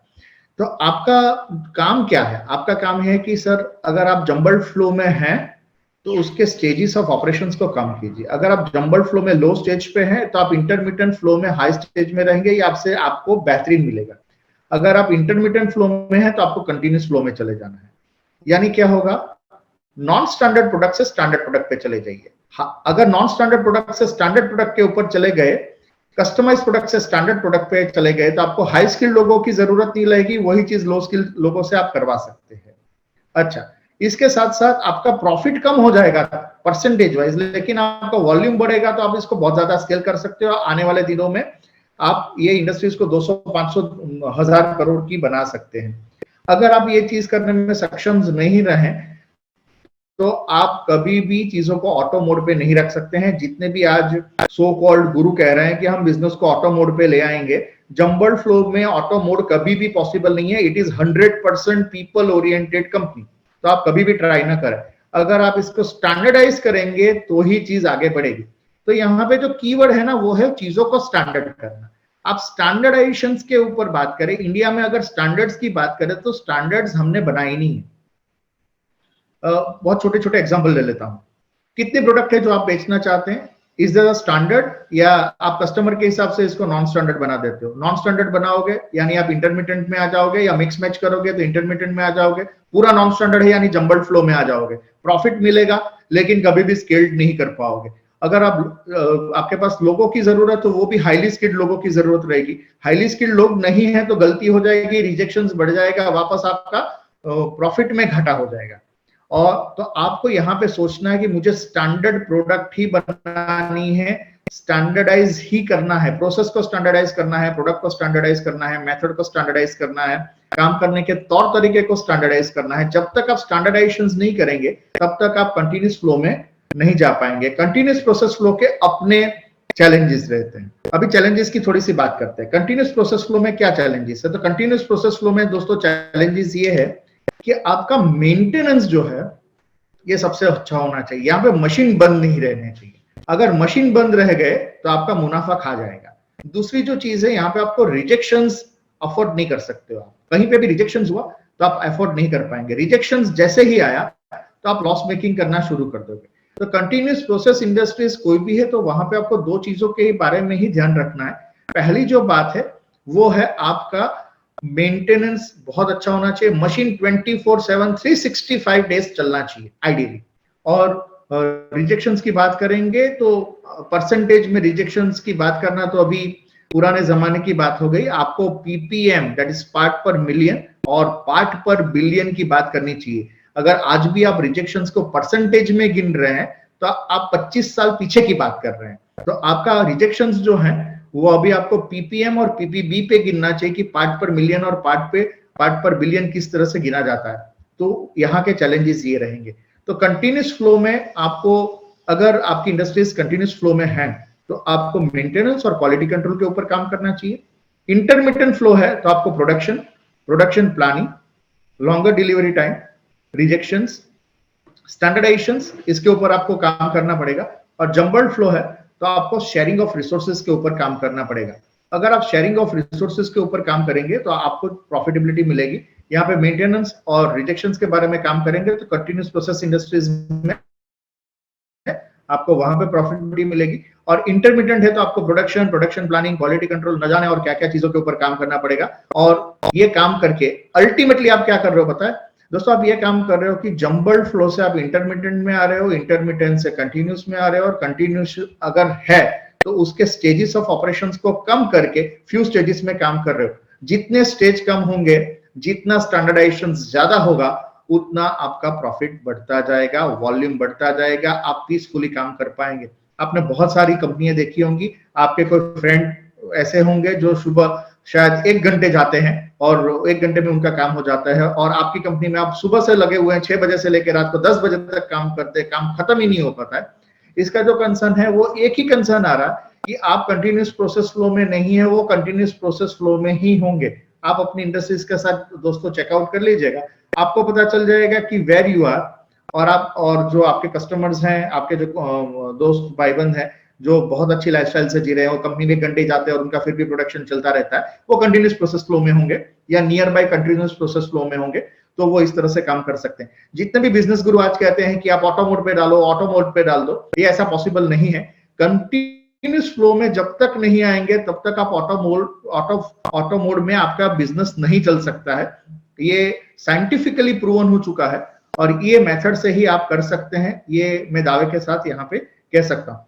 तो अभी देखिए, अभी आपकी इंडस्ट्रीज को आप यहाँ पे जज कीजिए, पेपर और पेन हाथ में रखिए और आप आइडेंटिफाइड कीजिए कि आप कौन से फ्लो में हैं, आपकी कौन कौन सी चीजें नॉन स्टैंडर्ड है जो आप स्टैंडर्डाइज करना चाहते हो। शायद वो टास्क मैनेजमेंट हो सकता है, चाहे वो आपके प्रोडक्ट को स्टैंडर्डाइज करना चाहते हैं, चाहे वो आप कोई ना कोई चीजों को स्टैंडर्डाइज करना चाहते हैं, प्राइसिंग पॉलिसीज को स्टैंडर्डाइज करना चाहते हैं, इन्वेंट्री को स्टैंडर्डाइज करना चाहते हैं, आपके पास डिलीवरी को स्टैंडर्डाइज करना चाहते हैं। कौन सी चीज आप स्टैंडर्डाइज कर सकते हैं, इसके बारे में बात कर सकते हैं। अगर आप ये देखेंगे तो आपको पता चलेगा कि स्टैंडर्डाइजेशन जो है ये एक ऐसा शब्द है जो आपकी इंडस्ट्रीज को इंप्रूवमेंट के तौर तरीके सिखाएगा और आप जंबल्ड फ्लो से कंटिन्यूस फ्लो में over a period of time आ सकते हैं। ये पॉसिबल है, जी हाँ दोस्तों, ये पॉसिबल है। जंबल्ड फ्लो से आप कंटिन्यूस फ्लो में आ सकते हैं। जितने भी लोग आपको ये बता रहे हैं कि आपका बिजनेस इजीली ऑटो मोड पे आ सकता है, उन्होंने खुद का प्रोसेस है ना कंटिन्यूस फ्लो वाला किया है, इसी वजह से वो वहां पे है। ऐसा आप समझ के चलिएगा, तो ही वो वहां पे कंटिन्यूस प्रोसेस में काम कर पा रहे हैं। बाकी आप अपने आप में ही एक होशियार हैं। तो आप देखिएगा कि किस तरह से आपकी इंडस्ट्रीज में असेसमेंट हो सकता है। आगे बढ़ते हैं। फिनिश गुड्स की दोस्तों आपकी क्या स्ट्रेटेजीज है? आप बना के बेचते हैं या बेच के बनाते हैं? तो दो तरह की फिनिश गुड की स्ट्रेटेजीज हो सकती है जिसके ऊपर आपका प्रॉफिटेबिलिटी सेट होता है। एक है मेक टू ऑर्डर और एक है make to stock. Anything is good, make to order is good, make to stock is good. Majority industries क्या कर रही है? Majority industry they follow both strategies. ये दोनों स्ट्रेटेजीज के ऊपर काम करती है और ये दोनों स्ट्रेटेजीज के ऊपर काम करने से उनको सबसे बड़ी दिक्कत ये हो जाती है कि they are reaching to a stage where it is very difficult to do any improvement. Make to order कब करना चाहिए? आपकी प्रोडक्ट के लिए आपका कस्टमर वेट करता है या नहीं करता है, अब इसको मुआयना कीजिए। यहाँ पे दो चैलेंजेस आएगी। मेजोरिटी एसएमई सेक्टर्स को अपने टारगेट सेगमेंट्स का पता ही नहीं है, कस्टमर कौन है ये डिफाइन किए ही नहीं है, ऐसा मेरा मानना है। आपने किया है तो you are doing something better than your competitor. Customer को डिफाइन कीजिए। अगर आपका कस्टमर विलिंग टू वेट है तो आप मेक टू ऑर्डर की एक ही स्ट्रेटेजीज के ऊपर काम कीजिए और इससे पहले स्टैंडर्डाइज कर दीजिए। अगर मेक टू ऑर्डर आप स्टैंडर्डाइज नहीं कर पाते हैं और ये नहीं जरूरी है आपके यहाँ पे, आपका कस्टमर्स आपके लिए वेट नहीं कर रहा है, उनको तुरंत चीजें चाहिए। जैसे आपकी प्रोडक्ट जो है उसका डिलीवरी टाइम 3 वीक है और आपको 2 दिन में ही कस्टमर्स को तो डिलीवरी चाहिए, तो क्या करेंगे? तो आपको आपकी स्ट्रेटेजीज को चेंज करना है मेक टू स्टॉक। आप मटेरियल को स्टॉक में रखें, स्टॉक में रखेंगे तो इन्वेंट्री बढ़ेगी, लेकिन साहब उसके सामने सेल्स भी बढ़ेगा। सेल्स भी इतना फास्ट हो रहा है तो यहाँ पे प्रेशर सेल्स पे चला जाएगा, तो जिसकी वजह से आपकी इन्वेंट्री है वो इतनी ज्यादा नहीं बढ़ेगी और फिर भी आप सेल्स में स्टॉक रख के आप इंप्रूवमेंट कर सकते हैं। दिक्कत यह है कि दोनों में से कोई भी स्ट्रेटेजीज हो आपको काम मिलेगा, आप आसानी से काम कर सकते हैं। प्रॉब्लम यह है कि इंडस्ट्री दोनों स्ट्रेटेजीज को बनाती है। कुछ एक प्रोडक्ट मेक टू ऑर्डर है, कुछ एक प्रोडक्ट मेक टू स्टॉक है, और यही चीजों में हम मार खा जाते हैं और जिसकी वजह से हमारा वर्किंग कैपिटल क्रंच हो जाता है, हमारे पास लॉन्गर डिलीवरी टाइम आती है, प्रोडक्शन से मटेरियल निकलता नहीं है, लोगों के साथ बहुत ज्यादा प्रोडक्शन प्लानिंग की मशक्कत करनी पड़ती है और न जाने क्या क्या। तो ये चीजों को ओवरकम करने के लिए आपके पास सबसे बढ़िया जो टूल है वो है, आप इसमें से दोनों में से एक ही स्ट्रेटेजीज के ऊपर आप शिफ्ट हो जाइए। धीरे धीरे शिफ्ट होना चाहते हैं लेकिन शुरुआत कीजिए। मैं ऐसा नहीं कहता हूं कि ओवरनाइट कोई चेंज कर लीजिए। आप 50-50 काम कर रहे हैं, 60-40 कीजिए, 75-25 कीजिए, 80-20 कीजिए, 90-10 कीजिए और बंद कर दीजिए। तो किसी एक जगह पे आपको शिफ्ट कर देना चाहिए, whether it is make to order और मेक टू स्टॉक, और ये चीजों को आप वहां पे स्टैंडर्डाइजेशंस में फॉलो करें और इससे स्टिक होके ही काम करते रहे। सो आई विश कि आप इसमें से दोनों में से एक स्ट्रेटेजीज के ऊपर चले जाइए। पेपर और पेन उठाइए और यहाँ पे लिखिए कि आपकी आज की स्ट्रेटेजीज क्या है। मिक्स मैच है, मिक्स मैच है तो मुझे जरूर से बताइएगा कि मिक्स मैच स्ट्रेटेजीज में हम काम कर रहे हैं तो ये आप बहुत बड़ी गलती कर रहे हैं। आपको थोड़े से टाइम में कहीं ना कहीं शिफ्ट हो जाना पड़ेगा, मेक टू स्टॉक या मेक टू ऑर्डर के ऊपर कन्वर्ट हो जाना पड़ेगा। अगर आप मेक टू स्टॉक या मेक टू ऑर्डर में कन्वर्ट हो जाएंगे, then and only then you are able to improve our profitability। ये चीजों को समझते हैं, फिर आगे बढ़ते हैं। अभी इंडस्ट्रीज में 3 तरह की इश्यूज आते हैं सर। पूरी प्रोसेसेस को अगर देखेंगे तो आपके पास 3 तरह की प्रोसेस है। एक है वैल्यू एडेड, एक है नॉन वैल्यू एडेड और एक है नेसेसरी नॉन वैल्यू एडेड। यानी ये 3 प्रोसेस कौन कौन सी है इसे थोड़ा सा समझते हैं। तो आपके पास 3 तरह की प्रोसेसेस आने वाली हैं। एक प्रोसेस है जो वैल्यू एड करती है, जिसके लिए कस्टमर आपको पैसा देना चाहता है। एक प्रोसेस ऐसी है जिसके लिए कस्टमर आपको पैसा नहीं देता है, और एक प्रोसेस ऐसी है कि जिसके लिए कस्टमर पैसा नहीं देता है लेकिन आपको करना बहुत जरूरी है। तीनों को थोड़े से एग्जांपल के साथ समझते हैं। आपके पास एक पतरे की शीट है जिसके ऊपर आपने पेंट किया, तो पतरे की शीट 5 रुपए की थी, फिर उसके ऊपर आपने पेंट किया तो ये 10 रुपए की हो जाएगी। तो पेंटिंग का जो प्रोसेस है ये वैल्यू एडेड हो गया। आपने कोई पार्ट था उसमें ड्रिल कर लिया, फिर टैपिंग किया, तो ड्रिलिंग और टैपिंग करने के बाद आपको जो चीज 100 रुपए में बेच पा रहे थे उसको आप 110 में बेच पाएंगे। ये वैल्यू एडेड प्रोसेस है। एक नॉन वैल्यू एडेड है, जैसे एक प्रोडक्ट को आपने कहीं से उठा के कहीं रख दी, क्या कस्टमर उसके लिए पैसा देना चाहेगा? नहीं, तो ये नॉन वैल्यू एडेड प्रोसेस है। मान लीजिए मैंने ट्रैवल करके वलसाड से मैं सूरत 2 घंटे ट्रैवल करके गया, क्या कस्टमर ये ट्रैवल टाइम का पैसा देगा? नहीं, तो ये मेरे लिए नॉन वैल्यूडेड प्रोसेस है। आपने 10 करोड़ रुपए की इन्वेंट्री स्टॉक में रखी हुई है, कस्टमर ये 10 करोड़ की इन्वेंट्री की वजह से पैसा देगा? शायद नहीं। आपके यहाँ पे रिजेक्शंस हुआ है, तो रिजेक्शंस के लिए आप कस्टमर के पास पैसा मांगे कि साहब आपका प्रोडक्ट जो है वो नॉन स्टैंडर्ड था, इसके लिए हमारी इंडस्ट्रीज में रिजेक्शंस हो गया है, would you like to pay him, तो शायद वो आपको पैसा नहीं देगा, अगर आप होंगे तो आप भी पैसे नहीं देंगे। तो ऐसी जो चीजें हैं ये नॉन वैल्यू एडेड एक्टिविटी है। और कुछ एक एक्टिविटी ऐसी है जो नेसेसरी है लेकिन वो वैल्यू ऐड नहीं करती है। जैसे मान लीजिए मुझे बिल बनाना है, तो ये नेसेसरी, हमें बिल बनाना ही पड़ेगा, हालांकि हमारी प्रोसेस में इससे कोई कस्टमर को वैल्यू एडिशन नहीं मिल रही है, लेकिन लीगल कंप्लायंसेस हमें करने पड़ेंगे। तो ये जो चीजें हैं ये necessary non value added activity है जिसको करना पड़ेगा, इससे कोई फायदा नहीं होता है। तो जापानीज मैनेजमेंट सिस्टम आपको ये सिखाती है कि आपकी जो वैल्यू एडेड प्रोसेस है ना आपकी कंपनी में, वो सिर्फ 5% ही है, और 95% जो एक्टिविटी है वो है नॉन वैल्यू एडेड एक्टिविटी। मैं ऐसा मानता हूं कि आप तुरंत कन्विंस नहीं हो जाएंगे, कोई एग्जांपल देके समझाता हूं। एक छोटा सा प्रोसेस ले लेते हैं कि आप रेलवे की टिकट पे, मैं बहुत जेनरिक एग्जांपल दे रहा हूं ताकि सारे लोगों को समझ पाए, क्योंकि अगर आप ऑडियंस को देखेंगे तो बहुत अलग अलग सेगमेंट से हैं, अलग अलग इंडस्ट्रीज से आए हुए हैं, तो मैं ऐसे एग्जांपल देना चाहता हूं जिसकी वजह से तुरंत लोगों को क्लैरिटी आए, वो बहुत जेनरिक इन नेचर हो। पहले की अगर बात करें तो आपकी पूरी इंडस्ट्रीज के अंदर अगर आपको टिकट निकलनी है, रेलवे की टिकट, तो पहले घर से निकलना पड़ता था, लंबी चौड़ी लाइन रहती थी, वहां पे लाइन में खड़े रहता था, फिर काउंटर पे आपका नंबर आता है, फिर नंबर आने के बाद आप टिकट के लिए बात करते थे, टिकट शायद सीट अवेलेबल होती थी, नहीं भी होती थी, अगर वापस रिकन्फर्मेशन के लिए कहेंगे तो वापस आपको लाइन में ज्वाइन होना पड़ेगा, ऐसी सारी प्रोसेस चलती थी। और कुल मिला के देखेंगे तो एक आध घंटा तो टिकट निकालने में लग जाता था, हाँ या ना? जी हाँ। टिकट निकलने का वाकई में समय कितना था? तो शायद वो 5 मिनट ही था। आपको कितना टाइम लगता था? आपको करीबन 55 मिनट ऐसे थे जो आपके नॉन वैल्यूडेड थे। घर से निकलना, लंबी कतार में खड़ा रहना, फॉर्म भरना, फिर टिकट विंडो पे जाना, फिर टिकट लेना, अगर ये प्रोसेस को मुआयना करें तो आपका जो एक्चुअली वैल्यूडेड एक्टिविटी है वो सिर्फ 5% ही था, और 95% जो है वो नॉन वैल्यूडेड था।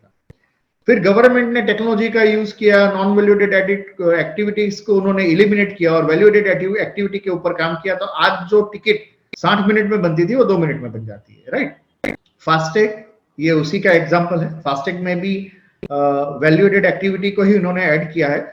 ऐसा एक स्टेटिस्टिक्स में बताया जाता है कि कम से कम 40 करोड़ कार आज 40 करोड़ व्हीकल, कार नहीं, 40 करोड़ व्हीकल इंडिया के अंदर फास्टैग का यूज करते हैं। 40 करोड़ व्हीकल के अंदर 150 रुपए हमेशा जमा रहते हैं, आप समझिएगा।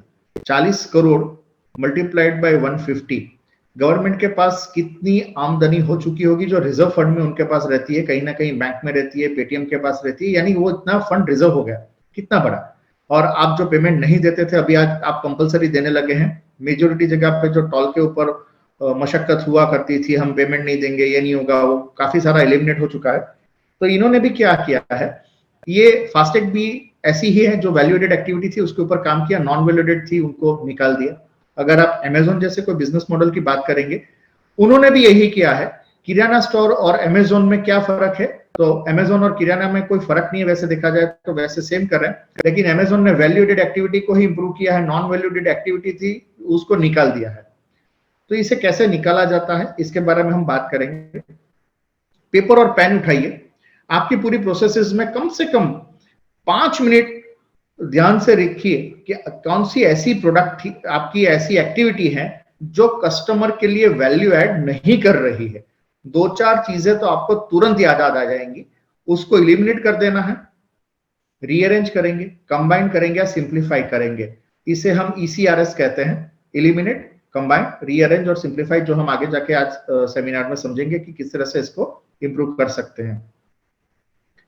तो यहाँ पे ये चीजों को समझना बहुत जरूरी है कि आप किस तरह से काम कर रहे हैं और किस तरह से आप इंप्लीमेंट कर रहे हैं अपनी प्रॉफिटेबिलिटी को इंप्रूव करने के लिए।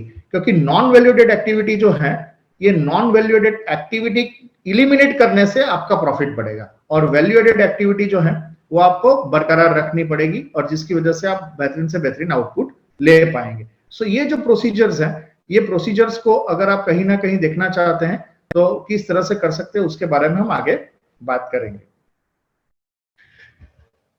प्रोडक्शन बढ़ाना है, हम क्या करते हैं सर? प्रोडक्शन बढ़ाना है, जैसे हमने बताया हमारा सेल्स तो बढ़ चुका है, सेल्स हम बढ़ा बढ़ाते हैं, सेल्स नहीं बढ़ाने वाली कंपनियां तो पहले ही फेज में कहीं ना कहीं स्ट्रगल कर रही हैं। अगर आपके पास सेल्स अच्छा है तो आपके पास प्रॉफिटेबिलिटी कम हो रही है, तो मटेरियल टाइम पे नहीं जा रहा है। अगर ये दिक्कत आ रही है तो ट्रेडिशनल अप्रोच क्या कहता है? तो ट्रेडिशनल अप्रोच कहता है ज्यादा मशीन लगाओ। तो आप क्या करेंगे सर? प्रोडक्शन बढ़ाने के लिए नए मशीन ले आएंगे, कुछ एक और मैन पावर को ऐड कर दो, ओवर टाइम करवाओ, वर्करों के पास सर पे खड़े रह के उनके पास ज्यादा काम करवाओ, हायर करो, फायर करो, लोगों को डांटो, फटकारो, समझाओ, और न जाने क्या क्या होता है। और इसकी वजह से क्या हुआ, आपका सिर्फ इन्वेस्टमेंट बढ़ा है, ना कि प्रोडक्टिविटी बढ़ी है। जिस दिन आपके पास थोड़ा सा भी प्रोडक्शन कम हो गया है तो ये जो ब्याज के जो पैसे लग रहे हैं, आपके पास जो ओवरहेड्स आ रहे हैं, वो ओवरहेड्स तो उतने ही लगने वाले हैं। तो आपने मशीन की एफिशिएंसी को इंप्रूव नहीं किया, आपने लोगों की एफिशिएंसी को इंप्रूव नहीं किया, आपने अपने इन्वेंट्री को इंप्रूव नहीं किया, आपने अपने वेटिंग को इंप्रूव नहीं किया, और हर एक जगह पे आप क्या कर रहे हैं, आप कहीं ना कहीं इन्वेस्टमेंट को बढ़ा रहे हैं। इंडस्ट्रीज को हॉरिजॉन्टल एक्सपेंशन करने में पता नहीं बहुत मजा आता है। एक इंडस्ट्रीज है जो जिसके यहाँ पे 4 मशीन हैं, 4 सीएनसी मशीन है, उनकी एफिशिएंसी 8 घंटे ही आ रही है। अगर रात को यही मशीन रात को चलाते हैं तो उनकी एफिशिएंसी डबल हो जाएगी, लेकिन वो वैसा नहीं करते हैं। लेकिन वो 2 और मशीन ले आएंगे, 2 और मशीन ले आएंगे, और एक शिफ्ट की जगह 2 शिफ्ट नहीं चलाते हैं, 2 शिफ्ट की जगह 3 शिफ्ट नहीं चलाते हैं। एफिशिएंसी इंप्रूव करते ही नहीं है। 3 शिफ्ट में भी मशीन की एफिशिएंसी इतनी इंप्रूव नहीं कर पाते, और इसकी वजह से क्या होता है कि इनका जो मैन पावर है वो बढ़ गया, उनके जो एडिशनल कॉस्ट है वो बढ़ गया, और फिर हमारे पास एक सबसे बड़ा चैलेंज है यार, प्रॉफिटेबिलिटी नहीं मिलती है। और कहीं ना कहीं जो स्मार्ट एंटरप्रेन्योर है, आपके कॉम्पिटिशन में अगर स्मार्ट एंटरप्रेन्योर है, आप कहीं ना कहीं चाइना की प्रोडक्ट के साथ कॉम्पीट कर रहे हैं, अगर ऐसी नौबत है तो वो आपसे सस्ता और अच्छे से अच्छी प्रोडक्ट आपको सस्ते दाम पे दे जाते हैं। अगर आप मुआयना करेंगे तो जो भाव से आपको मटेरियल मिलता है, उतने ही लगभग भाव से आपके कॉम्पिटिटर को भी प्रोडक्ट मिलता है। रॉ मटेरियल की बात करते हैं तो लगभग कुछ एक फर्क होगा तो 2-3-4% का होगा अगर बल्क बाइंग करते हैं, पेमेंट टर्म्स कंडीशन बहुत अच्छी होती है। लेकिन ऐसा तो होता नहीं है दोस्तों कि जो चीज आपको 100 रुपए में मिल रही है उनको 50 रुपए में मिल रही है, और वो आपसे काफी कम दाम में या काफी सारे प्रॉफिट के साथ आपके जैसे ही प्रोडक्ट बना के देके जाते हैं। तो वो लोग क्या करते हैं, तो उनका जो अप्रोच है उसे केजन अप्रोच कहते हैं, जहां पे वो वेस्ट को एलिमिनेट करते हैं। और ये जो वेस्ट को एलिमिनेट करने का जो काम है, ये सबसे उम्दा काम है। यानी आपने प्रोडक्टिविटी को पहले एम्फसाइज करना है, प्रॉफिटेबिलिटी को एम्फसाइज करना है, और इसके साथ साथ हमें आगे बढ़ना है। ये जो अप्रोच है ये आपको डिफरेंशिएट करेगा, आप प्रॉफिटेबिलिटी के साथ एक्सपेंशन के साथ आगे बढ़ेंगे कि आप लायबिलिटी के साथ आगे बढ़ना चाहते हैं। Majority SME sectors traditional approach में ही काम कर रही है, जहां पे ज्यादा मशीन, ज्यादा man power, over time, work hard, fire people, keep मोर इन्वेंट्री, और उनको ये पता नहीं है कि इसके अलावा का भी एक सुपर प्रॉफिटेबिलिटी का एक रास्ता है जिसकी वजह से आप इंप्रूवमेंट कर सकते हैं। अगर आप इस तरह से इंप्रूव करेंगे तो आपके यहाँ पे एफिशिएंसी इंप्रूवमेंट से आप प्रोडक्टिविटी को बढ़ा सकते हैं। ये चीजों को आगे ले जाने के लिए हम आगे देखते हैं कि किस तरह से हम आगे बात कर पाएंगे। Let's move on. अभी देखिए कॉस्टिंग का कैसा आपके पास मॉडल है। ये स्लाइड के बाद अनिरुद्ध जी हमारे साथ ज्वाइंट होंगे, तो बने रहिएगा हमारे साथ कि किस तरह से काम कर सकते हैं। कि अनिरुद्ध जी को भी आप सुनेंगे तो उनके पास भी बहुत सारा वैल्यू एडिशन है सब्जेक्ट मैटर को लेके। तो देखिए अभी जो कॉस्ट रिडक्शन की जो प्रैक्टिसेस हैं, हमारा जो आमतौर पे जो मॉडल रहता है वो कैसा रहता है, तो कि हमारा ये सेल्स प्राइस ले लीजिए, यानी हम कस्टमर को 10 रुपए में कोई चीज बेचना चाहते हैं, यानी 8 रुपए हमारा कॉस्ट ऑफ ऑपरेशन है। कॉस्ट ऑफ ऑपरेशन यानी आपका रॉ मटेरियल ले लीजिए, आपकी सैलरी ले लीजिए, आपकी लागत ले लीजिए, कुल मिला के आप 8 रुपए में वो प्रोडक्ट को बना लेते हैं। आपने अपना 2 रुपए का प्रॉफिट ऐड किया है, तो आप 8 रुपए का में 2 रुपए का प्रॉफिट ऐड करेंगे। अभी आपको प्रॉफिट ज्यादा चाहिए, अभी अगर आप 8 से 2 रुपए का प्रॉफिट है तो 2 रुपए का प्रॉफिट ऐड करेंगे, यानी क्या हो जाएगा कि आपका 2 रुपए का प्रॉफिट जो है वो आप ऐड करने वाले हैं। यानी 2 रुपए का प्रॉफिट ऐड करेंगे तो आप 10 रुपए में प्रोडक्ट बेच पाएंगे। अभी आपको तो प्रॉफिट बढ़ाना है, तो आप क्या करेंगे, आप 4 रुपए प्रॉफिट बढ़ा दीजिए, तो आपका जो सेल्स प्राइस है वो भी बढ़ गया, 10 रुपए की जगह 12 रुपए हो गए, तो ये 14 रुपए हो जाएगा। 14 रुपए अगर हो जाता है तो किस तरह से हम आगे बढ़ेंगे। तो 14 रुपए के बाद की जो चीजें हैं आप बेच पाएंगे क्या 14 रुपए में? पहला क्वेश्चन। कॉम्पिटिटर तो आपके पास ये डिमांड कर रहा है, कॉम्पिटिटर तो आपके पास ये कह रहा है कि हमें और प्राइस कम कीजिए, हमें और अच्छी प्रोडक्ट दे दीजिए। तो आपके पास ये चीज करनी है कि आप 10 प्लस 12, 10 प्लस 2 करके, आप 8 प्लस 2 करके 10 रुपए में जो बेचने वाली चीजें हैं, इसको आप 14 रुपए में बेचने वाले हैं अभी तो, या 12 रुपए में बेचने वाले हैं, कस्टमर लेने वाला नहीं है, तो क्या करें? तो दोस्तों आपका जो मॉडल है ना कॉस्ट मैन्युफैक्चरिंग का, इसको चेंज करना पड़ेगा। आपका जो मॉडल है, प्रॉफिट आपका 2 रुपए ही है, कॉस्ट ऑफ ऑपरेशन में अगर कम कर दो तो, क्योंकि कस्टमर तो आपकी जो प्राइस है उससे ज्यादा प्राइस देने वाला नहीं है, कस्टमर 10 रुपए से ज्यादा देने वाला नहीं है। तो मुझे अगर 10 रुपए से कम प्राइस में देनी है तो मैं क्या करूं? तो मैंने कॉस्ट ऑफ ऑपरेशंस को कम कर दिया है। जैसे ही मैंने कॉस्ट ऑफ ऑपरेशंस को 6 रुपए कर दिया, मेरा प्रॉफिट बढ़ गया 4 रुपए। अभी आप दो चीज कर सकते हैं दोस्तों, 4 रुपए के प्रॉफिट मार्जिन को रख के आप इंडस्ट्रीज में ज्यादा मुनाफा ले सकते हैं, या 4 रुपए का प्रॉफिट मार्जिन को 2 रुपए का प्रॉफिट मार्जिन करके आप अपने सेल्स वॉल्यूम को बेहतरीन से बेहतरीन कर सकते हैं और उनको ग्रोथ ओरिएंटेड बना सकते हैं, यानी आप मार्केट शेयर को ज्यादा कैप्चर कर सकते हैं। चॉइस आपकी रहेगी। अभी हम जो ट्रेडिशनल मूवमेंट है ना, हमने कॉस्ट ऑफ ऑपरेशंस को कम करने के लिए हमने सोचा ही नहीं है, और ना हमारे पास कोई तौर तरीके हैं।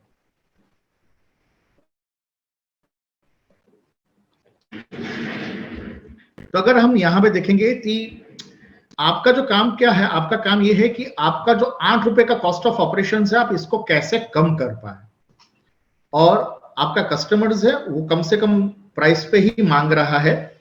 मान लीजिए वो नहीं मांग रहा है, आपका सेल्स बहुत अच्छा है तो शायद नहीं मांग रहा है, तो आप इसको भी बढ़ा ही सकते हैं, लेकिन बढ़ाने की गुंजाइश कम है, और यहाँ पे कॉस्ट ऑफ ऑपरेशंस को कम करने की पॉसिबिलिटीज बहुत ज्यादा है।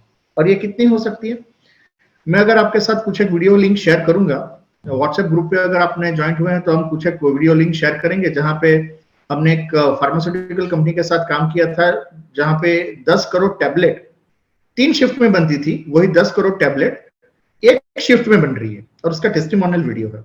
अभी हमने एक शू मैन्युफैक्चरिंग फर्म के साथ काम किया हुआ है, जहां पे करीबन 1,50,000 शूज पर मंथ बन रहे थे, सिर्फ 3 महीने में वहां पे करीबन 2 लाख से ज्यादा शूज बन रहे हैं, और हमने वाकई में बहुत अच्छा इंप्रूवमेंट दिया हुआ है वहां पे। तो ये टेस्टिमोनियल वीडियोस है, आप अगर आप देखना चाहते हैं तो हमारे साथ आपका नंबर शेयर कीजिएगा। मेरा नंबर नोट कर लीजिए 9825566009। मैं वापस रिपीट करता हूँ 9825566009, या फिर आपने हमारा जो व्हाट्सएप ग्रुप बना हुआ है वहां पे आपने ज्वाइन किया हुआ है, तो वहां पे भी हम आपके साथ शेयर करेंगे, तो आप वहां पे देख सकते हैं कि किस तरह से हमने कितना ज्यादा प्रोडक्टिविटी इंप्रूवमेंट किया हुआ है।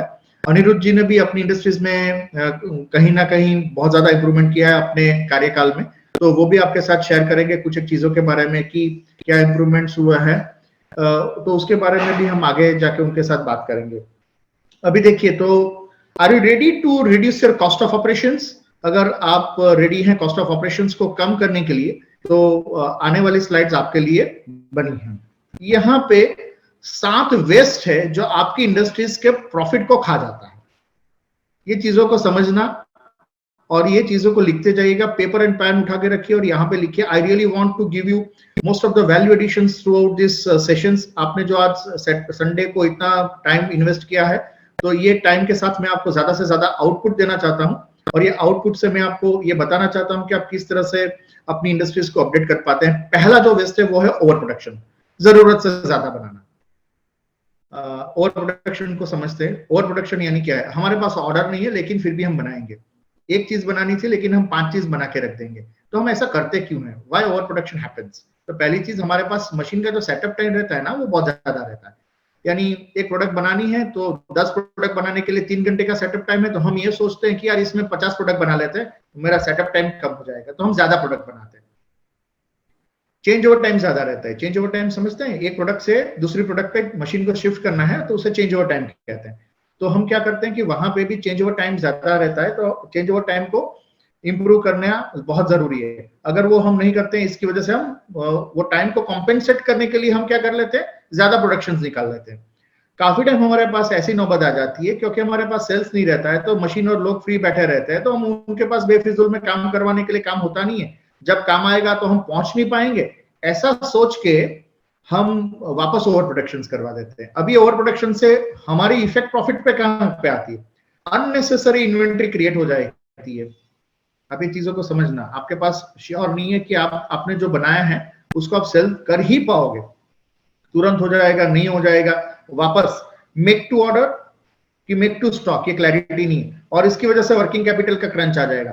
ऐसा बहुत बार, मैंने पिछले 20 साल का तजुर्बा मेरा ये कहता है, ऐसा बहुत बार हुआ है कि जो चीज चाहिए थी उसका रॉ मटेरियल नहीं है, वो रॉ मटेरियल कहीं कोई और प्रोडक्ट में कंज्यूम हो चुका है, अभी नया रॉ मटेरियल लाना है लेकिन उसके लिए पेमेंट नहीं है, तो हमने क्या किया, हमने बैंक से ज्यादा कर्जा ले लिया और फिर वापस हम बात करते हैं कि हमारा प्रॉफिट नहीं आ रहा है। जो पुरानी चीजें पड़ी हुई है वो पड़ी पड़ी सड़ रही है, उसके ऊपर कोई हिसाब किताब नहीं है हमारा।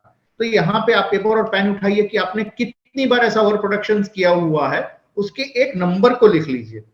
इसकी वजह से आपकी कितनी इन्वेंट्री इंक्रीज हुई है, इसके एक नंबर को लिख लीजिए। कितना वर्किंग कैपिटल आपका क्रंच हो गया है, ये चीजों को आप नोट करें। इससे आपको पता चलेगा कि आपकी इंडस्ट्रीज में ओवर प्रोडक्शन आप कितना कर रहे हैं। जितना ओवर प्रोडक्शंस हैं वो आपके लिए बिल्कुल भी सही नहीं है, मेरा ये ओपिनियन है। और मैं आपको सजेस्ट करता हूं कि लोग अगर फ्री बैठे हैं तो बैठे रहने दे, लेकिन आप ज्यादा प्रोडक्ट ना बनाएं, अननेसेसरी बिना ऑर्डर के प्रोडक्ट ना बनाएं।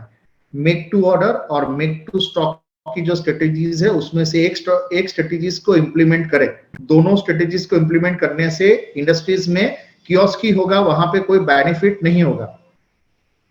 आपका सेटअप टाइम और चेंज ओवर टाइम है उसको आप रिड्यूस करें rather than doing over production. आप सेटअप टाइम को चेंज कर लीजिए, आप ओवर टाइम जो है उस चेंज ओवर टाइम है उसको चेंज कर लीजिए, लेकिन आप अपना प्रोडक्शन ज्यादा मत करें। अगर आप जितना प्रोडक्शन बढ़ाएंगे, अननेसेसरी प्रोडक्शन मैं कहता हूं इसको, जिसकी वजह से आपका इन्वेंट्री क्रंच बढ़ जाएगा, वर्किंग कैपिटल हो जाएगा, और जब जरूरत होगी तो चीज काम में आ भी सकती है और नहीं भी आएगी। आप एक रिस्क क्रिएट कर रहे हैं अपने आप के लिए, और प्रॉफिट तो वहां पे लॉस होता ही होता है। तो आपको ओवर प्रोडक्शन कभी भी करना नहीं चाहिए। पेपर और पेन उठाइए कि आपने कितनी बार ओवर प्रोडक्शन किया है।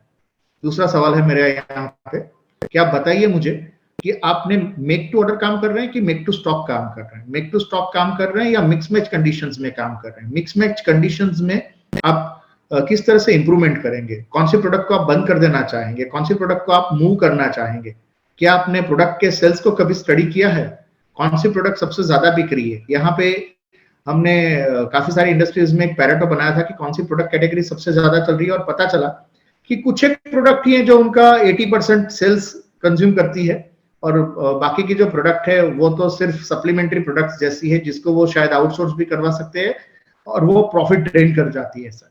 तो वहां पे भी एक एनालिसिस कर सकते हैं। तो ये पहला वेस्ट था। मैं ऐसा लगता हूं कि आपने पेपर और पेन उठा के कुछ ना कुछ लिखा होगा, तो आपको पता चलेगा कि आपका ओवर प्रोडक्शन कितनी बार हुआ और इसकी वजह से क्या वेस्ट हुआ है। दूसरा जो वेस्ट है वो है ओवर प्रोसेसिंग का। ये ओवर प्रोसेसिंग यानी क्या होता है? एक ही चीज बार बार करना।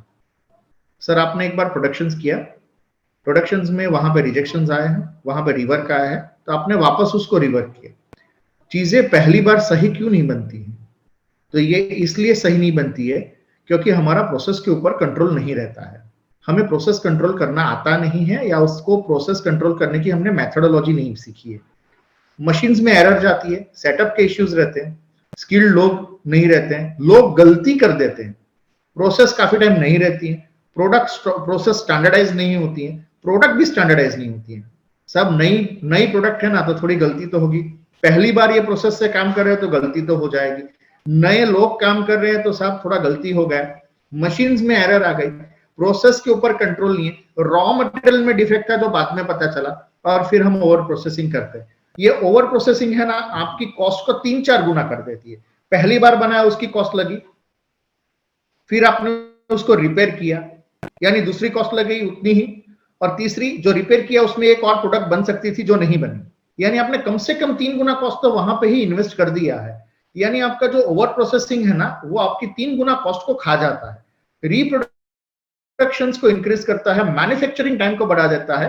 आपकी लाइन में आपका जो मैन्युफैक्चरिंग लाइन रहता है ना, आपका जो असेंबली लाइन रहता है, आप जिस फ्लो में जाना चाहते हैं, सर्विस हो या इंडस्ट्रीज हो, तो वहां पे आपका डिले क्रिएट करता है और इम्बैलेंस भी क्रिएट करता है। और डिलीवरी में डिले हो जाएगा यानी पेमेंट साइकिल में डिले हो जाएगा। और हम पेमेंट की साइकिल तो समझ ही चुके हैं कि जितना हम पेमेंट में डिले करेंगे उतना हमारा कहीं ना कहीं कंसर्न आता जाएगा। तो ये जो चीजें हैं, ये है आपका दूसरा वेस्ट। तो यहाँ पे कैलकुलेट कीजिए कि आप रिवर्क कितना करते हैं। क्या आपके पास इसके कोई डेटा है या वो भी नहीं है? नहीं है तो आप अगर अंदाजा लगाएंगे कि हमारी इंडस्ट्रीज में रिवर्क कितना आता है, उसको थोड़ा सा कैलकुलेट करके देखिए कि आपके पास कितना रिवर्क आ रहा है। रिवर्क अगर जो आ रहा है, वो रिवर्क को अगर हम पहचाने तो हमें पता चलेगा कि हमारे पास एक ही चीज हम बार बार दोहरा रहे हैं, एक ही चीज बार बार कर रहे हैं। अगर हम प्रोसेस को स्टैंडर्ड कर देते हैं, मशीन्स को स्टैंडर्ड कर देते हैं, रिजेक्शंस कंट्रोल करने के मैं आपको कोई टूल सुझा दूं जिससे मैं दावे के साथ कहूं कि आपका ओवर प्रोसेसिंग बंद हो जाएगा, तो आपका कितना प्रॉफिट बढ़ जाएगा? थोड़ा लिखिए तो सही, समझ में तो आए कि आप कितना प्रॉफिट कर सकते हैं। ये चीज है आपके ओवर प्रोसेसिंग का जादू। तो ओवर प्रोसेसिंग सबसे बड़ा वेस्ट है। ये लाइन में 3 गुना लॉस करवाता है। और आपका जो कॉस्टिंग है ना, ये कभी भी सही नहीं करवाएगा, क्योंकि एक बार रिजेक्शन हुआ, दोबारा बनाना पड़ेगा, और एक अपॉर्चुनिटी लॉस हुई, यानी आपके 3 गुना कॉस्ट यहाँ पे लग जाएगी। ये है वेस्ट। तीसरी जो चीज है रिजेक्शंस। रिजेक्शंस अपने आप में बहुत बड़ा लॉस है। डिफेक्ट्स आ गई, रिजेक्शंस आ गया, रिवर्क करना पड़ेगा या पूरी चीज को फेंक देनी पड़ेगी। मटेरियल का लॉस चला जाएगा, प्रोसेस लॉस चला जाएगा, इससे आपका प्रोडक्शन टाइम बढ़ जाएगा, आप सही समय पे मटेरियल नहीं बेच पाएंगे। अगर आप असेंबली लाइन वगैरह पे काम करते हैं तो आपका पार्ट नहीं पहुंचेगा, तो छोटे से अदने से 200 रुपए के पार्ट की वजह से 2, 4, 5,000, 10,000 या 5 लाख रुपए का एक मशीन खड़ा रह जाएगा, टूल्स खड़े रह जाएंगे और काम नहीं हो पाएगा। तो रिजेक्शंस क्या है? डिफेक्ट्स या रिजेक्शंस, ये दोनों जगह से हो सकता है। इंटरनल भी हो सकता है, इंटरनल यानी आपके process with in the company हो रहा है, और एक्सटर्नल कस्टमर यहाँ के से भी हो सकता है। अगर ये जो स्टेज पे रिजेक्शन हुआ वहीं पे पकड़ा जाएगा तो उसका कॉस्ट है ना 1 रुपए जैसा ही आएगा। नॉट 1 रुपए, यानी मैं परसेंटेज में बात करूं तो the weightage is just 1। Next process पे पकड़ा जाएगा तो उसकी कीमत 10 गुना हो जाएगी। और कस्टमर एंड से अगर ये डिफेक्ट्स आती है तो उसका आपको भुगतान 100 रुपए करना पड़ेगा। एक छोटे से एग्जाम्पल के साथ समझते हैं। आप एक शॉप में शर्ट खरीदने गए और शर्ट के ऊपर एक महज एक छोटा सा बटन नहीं है। 1,000 रुपए का शर्ट था, आप कितने रुपए काट लोगे? तो शायद हो सकता है कि आप 20-25 रुपए उसको दुकानदार से बोलोगे कि यार बटन नहीं है, मैं खुद बटन लगवा दूंगा, मुझे 25 रुपए का थोड़ा डिस्काउंट दे दीजिए। तो बटन की कॉस्ट क्या थी? तो बटन अगर जो प्रोसेस में बटन लगता था वहीं पे बटन लगा दिया था तो उसकी महज कॉस्ट 50 पैसे थी और उसका भुगतान हुआ 25 रुपए। तो 25 रुपए दुकानदार को कम मिले क्योंकि 50 पैसे वहां पे हमने मैनेज नहीं किए। तब तो प्रोसेस में फर्स्ट टाइम राइट होना चाहिए, प्रोसेस कंट्रोल होनी चाहिए। ह्यूमन एरर, हमारे पास गलती हो गई, गलती का कोई टूल है क्या? जी हाँ साहब, हमारे पास टूल है जो हम आज उसके बारे में बात करेंगे। गलती हो गई तो उसका भी हमारे पास टूल है कि किस तरह से गलतियों को हम इंप्रूव कर सकते हैं। और यहाँ पे अगर मैन्युफैक्चरिंग में फर्स्ट टाइम राइट हो जाता है तो ये बहुत अच्छी चीज होती है। और यहाँ पे अपॉर्चुनिटी लॉस्ट है वो तो हम गिनते ही नहीं है, क्योंकि एक बार कस्टमर के यहाँ पे रिजेक्शन चला गया और उन्होंने बोला कि साहब नेक्स्ट टाइम है ना, मैं कभी भी आपके पास मटेरियल लेने वाला नहीं हूँ। What is the opportunity lost? तो ये जो अपॉर्चुनिटी लॉस्ट है ये भी हमें कहीं ना कहीं गिननी चाहिए, ये भी आपका एक वेस्ट ही है। अभी आप बताइए कि आपकी इंडस्ट्रीज में रिजेक्शन कितना हो रहा है? क्या आपको वाकई में पता है कौन सी प्रोसेस में सबसे ज्यादा रिजेक्शन हो रहा है? रिजेक्शन का परसेंटेज कितना है? और ये रिजेक्शन में कौन कौन सी डिफेक्ट आ रही है, कौन कौन सी प्रोसेस से डिफेक्ट्स आ रही है, और ये रिजेक्शंस को आप किस तरह से इंप्रूव कर रहे हैं? क्या आज भी आप पीपीएम में काम कर रहे हैं कि वही घिसी पिटी पुराने परसेंटेज में बात कर रहे हैं? हमारे पास परसेंटेज में गिनने जाए ना तो हमें परसेंटेज पता ही नहीं कि परसेंटेज क्या होता है। अगर एक इंडस्ट्रियलिस्ट 100 दिन ट्रैवल करता है बाय कार तो और उसमें से एक दिन उसका एक्सीडेंट हो जाए तो उसको 1% रिजेक्शन बोलता है। क्या ये आपको अच्छा लगेगा अगर मैं 1% रिजेक्शन बोलूं तो कि हमारी इंडस्ट्रीज में 1% रिजेक्शन है? 100 ट्रेन रोज चलती है, उसमें से एक ट्रेन का एक्सीडेंट हो जाए तो इसे 1% एक्सीडेंट कहा जाएगा। यानी 100 ट्रेन, अभी देखिए थोड़ा गौर फरमाइएगा, कितनी ट्रेन रोज चलती है और उसमें से कितनी ट्रेन का एक्सीडेंट हो जाए तो आप एक्सेप्ट कर सकते हैं? तो this is 1%। 100 flight take off करती है और एक फ्लाइट क्रैश हो जाए तो इसे 1% रिजेक्शंस कहेंगे, चलेगा? 100 ऑपरेशन थिएटर में हो रहे हैं और एक ऑपरेशन में रिजेक्ट हो गया, ऑपरेशन ठीक ठाक नहीं हुआ, is it accepted? No, we don't accept these practical things in our real life. Then why 1% rejection is accepted in your process? Ask yourself. हम इसलिए एक्सेप्ट करते हैं कि हमें पता ही नहीं है कि इसकी इफेक्ट क्या आ रही है, और ये डिफेक्ट की जो इफेक्ट आती है ना, ये इतनी बड़ी है कि आप उसको समझ नहीं पाते. जितनी बार रिजेक्शन हुआ है उतनी बार आपको प्रोडक्शन वापस करना पड़ेगा, लीड टाइम आपका बढ़ जाएगा, कॉस्ट टू कंपनी बढ़ रहा है, अपॉर्चुनिटी लॉस बढ़ जाएगा, और ह्यूमन एरर की वजह से होती है, प्रोसेस कंट्रोल की वजह से हो रही है, और इसको कंट्रोल करना बहुत जरूरी है. अगर आप ये नहीं करेंगे तो आपकी इंडस्ट्रीज में बॉटलनेक को भी आप आइडेंटिफाइड नहीं कर सकते हैं, बॉटलनेक भी आपकी इंडस्ट्रीज में शिफ्ट होती रहेगी. जो दोस्तों चौथा जो लॉस है वो है वेटिंग. ये तो बहुत ही निग्लेक्टेड लॉस है वैसे इंडस्ट्रीज में देखा जाए तो. ये कौन सा लॉस है? ये ऑफिस में भी होता है, इंडस्ट्रीज में भी होता है. ऑफिस में ये सबसे ज्यादा लॉस होता है, इंडस्ट्रीज में भी ये सबसे ज्यादा लॉस होता है, लेकिन इसकी कोई गिनती नहीं होती है. क्योंकि वेटिंग जो है, वेटिंग यानी waiting for information, waiting for material. आप छोटे से एग्जांपल के साथ समझाना चाहता हूं. आप अपने ऑफिस में बैठे हैं, आप किसी से बातचीत कर रहे हैं, आपके पास कोई भाई साहब आए हैं जो आपके पास कोई इंफॉर्मेशन चाहते हैं, और आपने कहा कि साहब एक 10 मिनट खड़े रहिए. तो आप जब तक अपने गेस्ट के साथ बात कर रहे हैं और आपका एम्प्लॉय तब तक खड़ा रहता है, वो है वेटिंग फॉर इंफॉर्मेशन. मटेरियल कितना वेटिंग में रहता है, एक प्रोसेस में जाइए और दूसरी प्रोसेस में चला जाना चाहिए था वो मटेरियल, लेकिन वो बीच में पड़ा रहता है. क्यों पड़ा रहा है? बहुत सारे रीजन है इसके. वो जो पड़ा रहा वो वेटिंग है. एक चीज आई, एक प्रोसेस में एक मटेरियल बन गया, मटेरियल बनने के बाद वो दूसरे मटेरियल में, दूसरी प्रोसेस में शिफ्ट होना चाहिए, लेकिन वो वहां पे स्टेशन पे इन्वेंट्री हो जाती है. अगर आप अपने शॉप फ्लोर पे मुआयना करेंगे, कोई मशीन पे मटेरियल रहते ही नहीं है और कोई मशीन पे मटेरियल के ढेर हो जाते हैं, वहां पे इन्वेंट्री बहुत ज्यादा रहती है. ये जो लॉस है वो है वेटिंग का लॉस. ये लॉस जो है वो अपने आप में सबसे बड़ा लॉस है. यानी इसकी वजह से इफेक्ट क्या आती है? लीड टाइम आपका बढ़ जाएगा. आपकी जो WIP की जो इन्वेंट्री है ना, जो मेजॉरिटी इंडस्ट्रीज इसको कभी भी कैलकुलेट नहीं करती हैं, ये इन्वेंट्री भी वहां पे बिक जाएगी. मटेरियल की शॉर्टेज क्रिएट होगी क्योंकि आगे मटेरियल पहुंचा ही नहीं, और उसके लिए वहां पे भी वेटिंग आ जाएगा, और उसकी वजह से भी लीड टाइम बढ़ेगा. और इसकी वजह से शायद आप मशीन्स में इन्वेस्टमेंट ज्यादा करेंगे क्लियर वेटिंग करने के लिए, कि यार यहाँ पे मटेरियल है ना, मेरा पाइलअप हो जाता है, तो मैं एक और नया मशीन ले आता हूँ, एक और लोगों को लगा देते हैं, 2 लोगों के पास और ओवर टाइम करवाता हूँ, और वाकई में इससे आपका प्रॉफिट बढ़ेगा क्या? नहीं दोस्तों. आपके पास जो बॉटलनेक है उसमें जब तक आप फ्लो रेट्स को गिनते नहीं है, तब तक आपका फ्लो रेट के हिसाब से आपका आउटपुट नहीं मिलेगा. तो आपको जो यहाँ पे वेस्ट कैलकुलेट करना है, वो वेस्ट में वेटिंग को एलिमिनेट करना बहुत जरूरी है. और वेटिंग आता क्यों है? आपके प्लानिंग के इश्यूज से आते हैं, सप्लाई चेन के इश्यूज से आते हैं, रिजेक्शंस के इश्यूज से आते हैं, कस्टमर का डिमांड चेंज होता है, और आपका लाइन बैलेंसिंग न होने की वजह से भी आपका वेटिंग आता है. तो चीजें अगर आप देखें तो फुल फ्लो में काम हो जाना चाहिए. आपके पास मशीन्स में अगर वेटिंग नहीं है तो कितने घंटे में निकलेगी? ये चीजों को मुआयना करना है ना, तो आप ऐसा काम कीजिएगा कि सारे मशीन को खाली रखिए, एक मशीन पे एक प्रोडक्ट की जो ऑपरेशंस होती है वो करवाइए, तुरंत आप दूसरे मशीन पे ले जाइए, वहां पे दूसरा ऑपरेशंस करवाइए, तीसरा ऑपरेशंस करवाइए, चौथा ऑपरेशंस करवाइए, और एक प्रोडक्ट को बना दीजिए. कितने घंटे में एक प्रोडक्ट बन जाती है वो आप देखिएगा. और जो 3, 4, 5, 10 घंटे में प्रोडक्ट बन जाती है, वही जब आप आम नॉर्मल प्रोडक्शन में जाएंगे तो उसको कम से कम 20-22 घंटे लग जाएंगे, 20-22 दिन लग जाएंगे. ये जो है वो है वेटिंग. वेटिंग आपको लॉन्गर लीड टाइम क्रिएट करता है.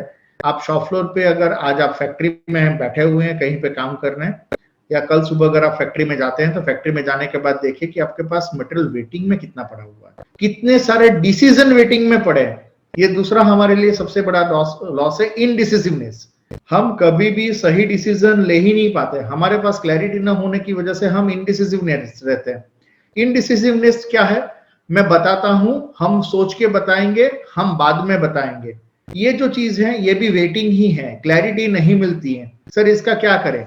हाँ या ना में जवाब दे दीजिए और ये चीजों को खत्म कीजिए. बाकी waiting for information, waiting for price, waiting for delivery, waiting for quotations, waiting for material, waiting for information, ये चलता ही रहता है और इससे हम आगे नहीं आ पाएंगे. थोड़ा सा और आगे जाते हैं. ये चौथा वेस्ट है.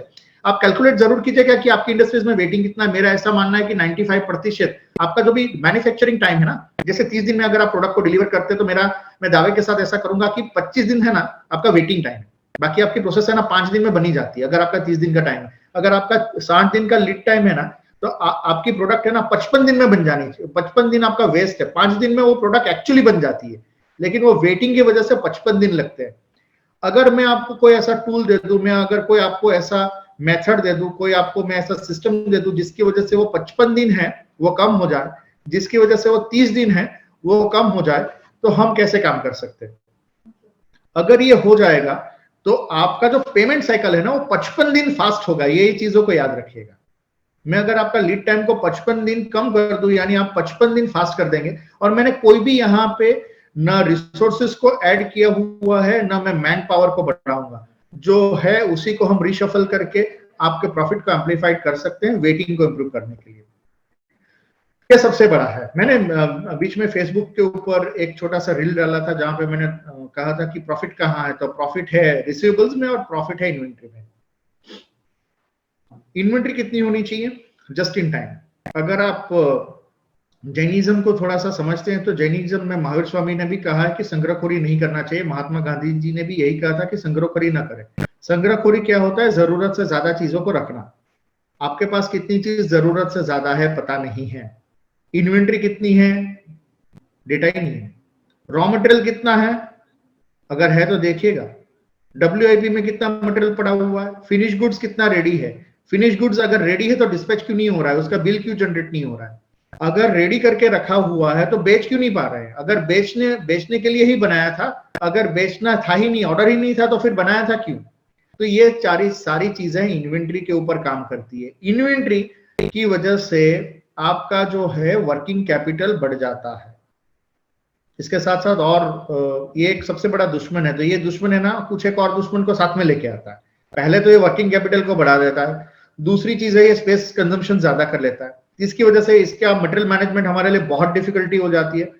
और सम टाइम हमारे पास no money to buy the needed item. हमारे पास इन्वेंट्री में इतने पैसे लग जाते हैं जिसकी वजह से जो जरूरत की आइटम है ना वो लेने के लिए हमारे पास पैसे नहीं रहते हैं, और जो अनवांटेड मटेरियल है वो हमारी इंडस्ट्रीज में पड़े हुए हैं। और ये क्यों होता है? हमारे पास ऑर्डरिंग क्वांटिटी कितना होना चाहिए, कब लेना चाहिए, कितना लेना चाहिए, कहां से लेना चाहिए, क्या लेना चाहिए, ये हमारे पास इतनी where what why when who how इसका नॉलेज इतना ज्यादा नहीं रहता है। प्रोसेस में अगर WIP की बात करें तो लाइन बैलेंस नहीं रहता है।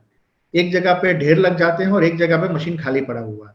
जहां पे ढेर लग जाते हैं तो हमारे पास कोई साइंटिफिक टूल है नहीं, इसकी वजह से हम दूसरा मशीन लगा लेते हैं, इन्वेस्टमेंट को बढ़ा लेते हैं, और जिस दिन हमारे पास थोड़ा सा भी ऑर्डर कम हुआ तो हम क्रैश क्रंच में वापस आ जाएंगे।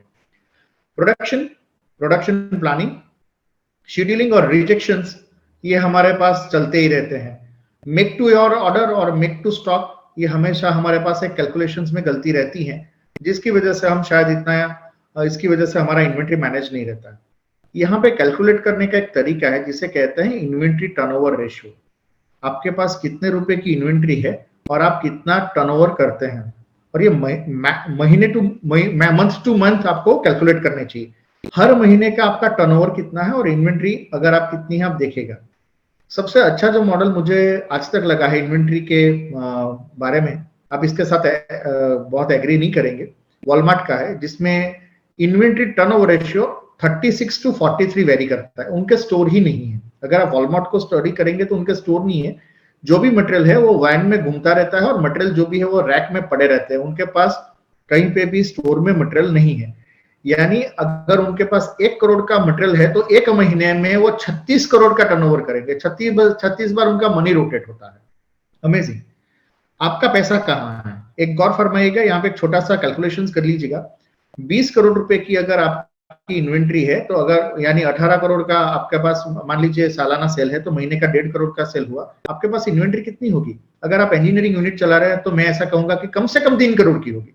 रिसीवेबल कितना होगा? कम से कम 3 करोड़ का होगा। यानी 6 करोड़ तो आपके पास इन्वेंट्री और रिसीवेबल में ही चले गए। आपके पास प्रॉफिट कहाँ आया?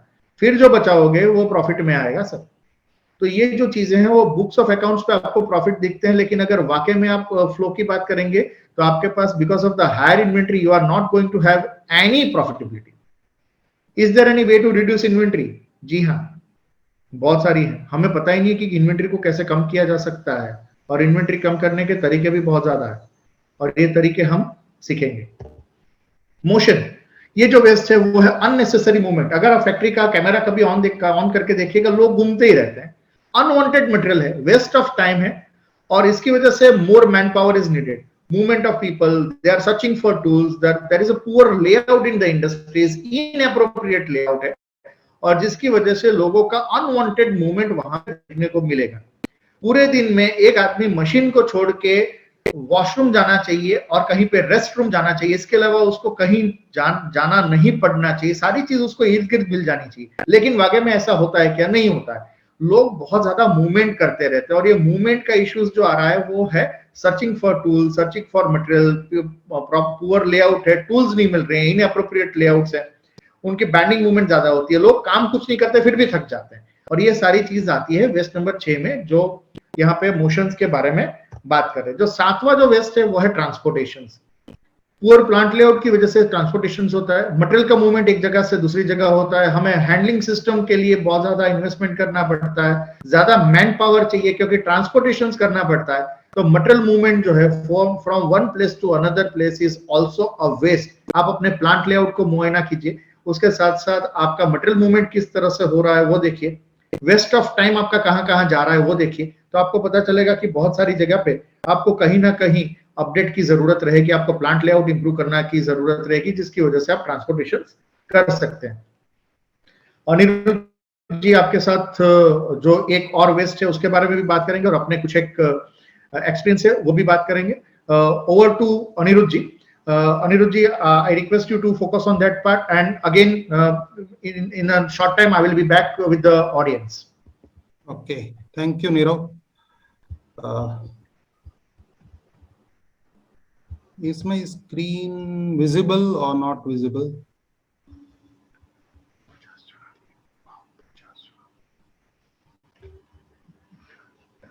Are you able to see the screen? No, sir. I request you to share the screen, sir. Host disabled આવે છે. Can you just check that? Just a second.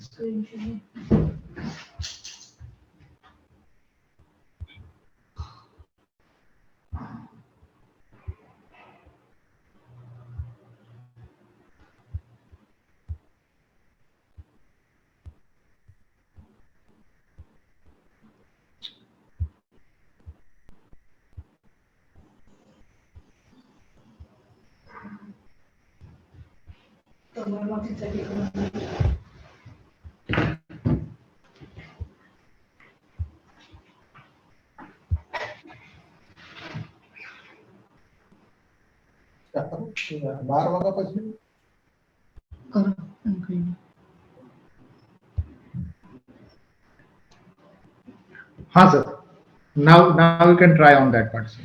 Okay.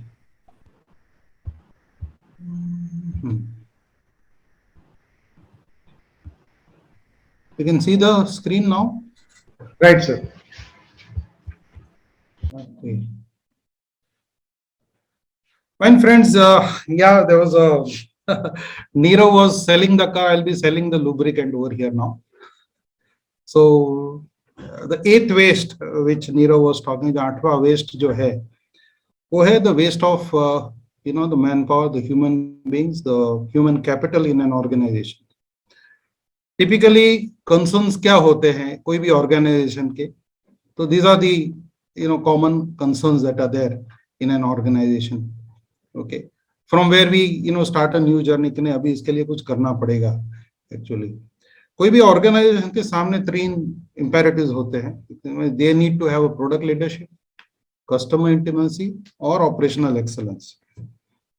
Now out of these 3, unless you are ahead in these 3 areas, it's very difficult to sustain oneself in the market. Today we are talking about the subject is over and around operational excellence. So what we are talking of is quality products, quality principles, people, efficient operations, non-value adding, Nirav already touched on that, non-value adding free processes, and of course, adequate leadership. I highlighted the 2 things over here. One is quality people and another is adequate leadership.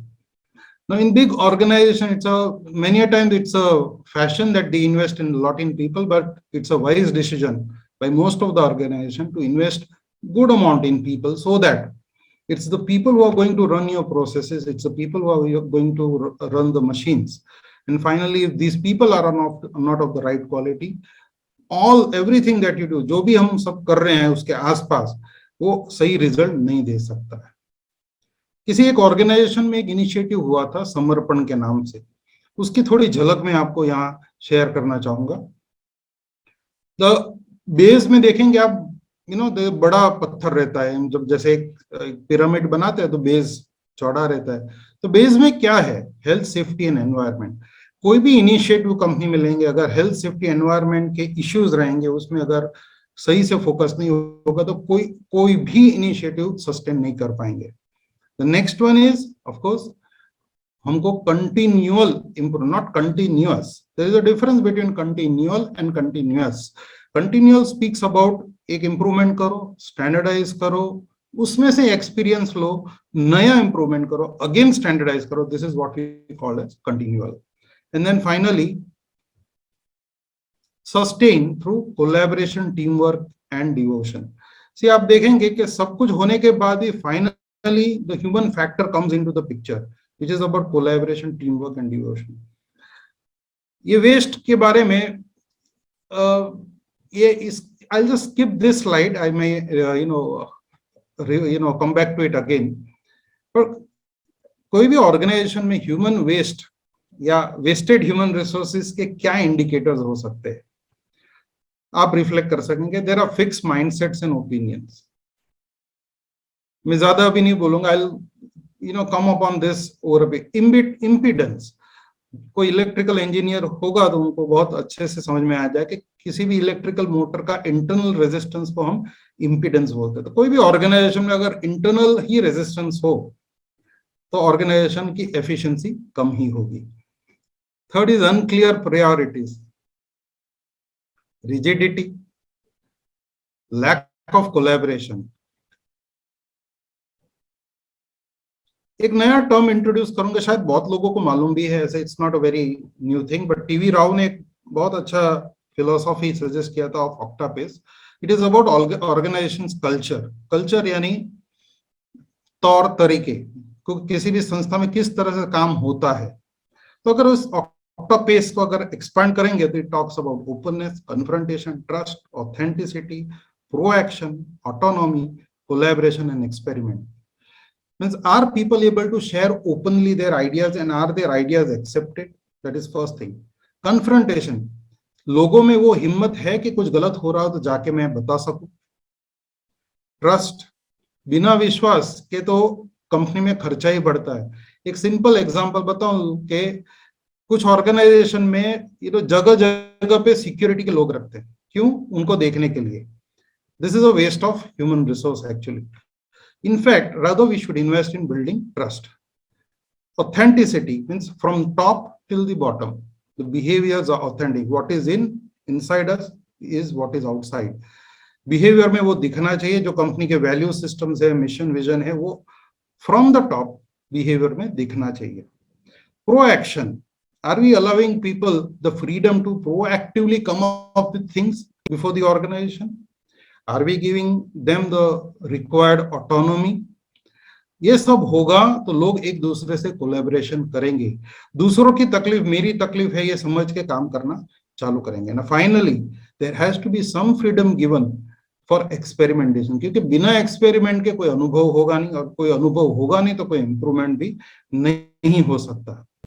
एक और important चीज है self disposition. How am I dispose to my organization. मेरे इस संस्था के प्रति मेरे विचार क्या है, कि मेरा जो एटीट्यूड क्या है, इज ऑल अबाउट सेल्फ.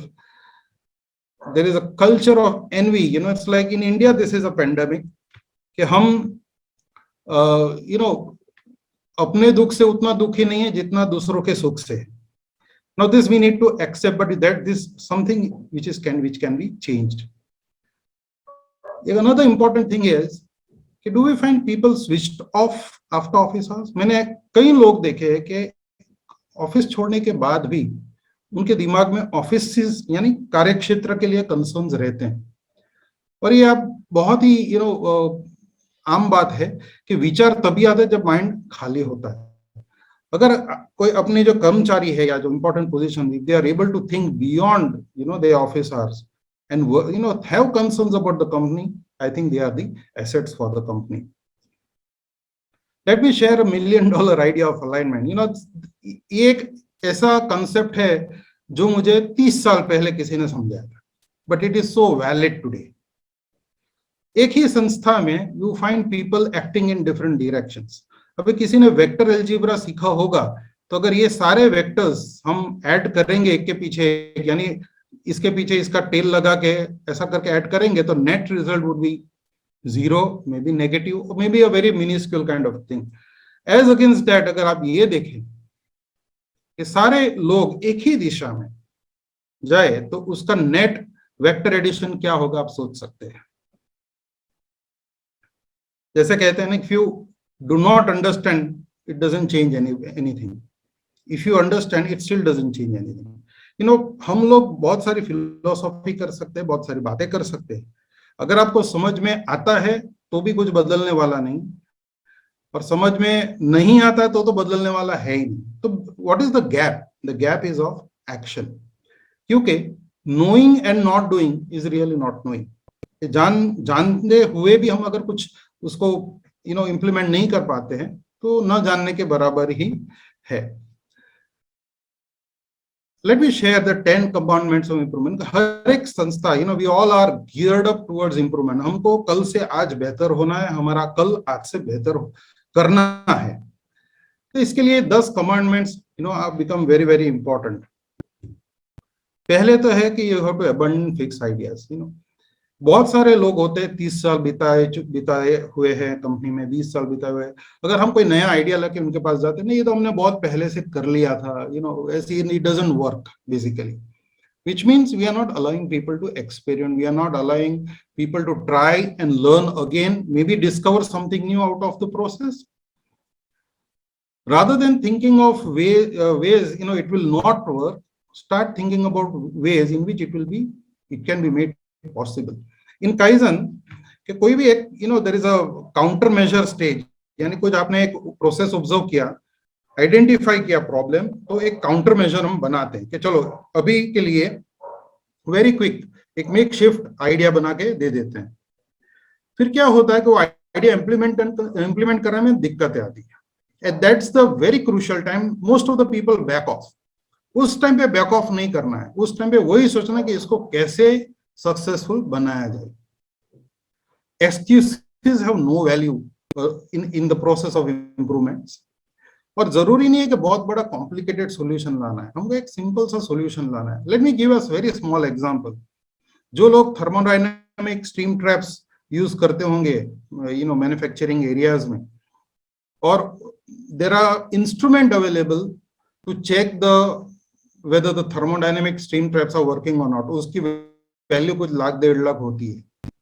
मेरे एक जो सीनियर थे, when I was just a small engineer and I used to work under him, he used to take me along with him. चल अनिरुद्ध, let's go, कंपनी का एक round लगाते। वो हाथ में एक छोटा सा कॉटन वेस्ट लेते थे, उसको भिगो के रखते थे, और जैसे कोई ऐसा स्टीम ट्रैप देखते थे उनको कि ये वर्क नहीं कर रहा, तो उसके ऊपर ये गीला कपड़ा रख देते थे। अगर वो immediately pushes the steam out, it is working. If it does not, that it is not working. So we need to look for a simple solution, not a perfect one. और इसमें सिंपल है, we need to understand the working principle of every single machinery equipment that is around us. Another important thing is mistakes. We all have make mistakes actually, and mistake करना कोई गुनाह नहीं, लेकिन what is important is वो mistake को delay मत करो और करते मत रहो, उसको हैबिट मत बनाओ।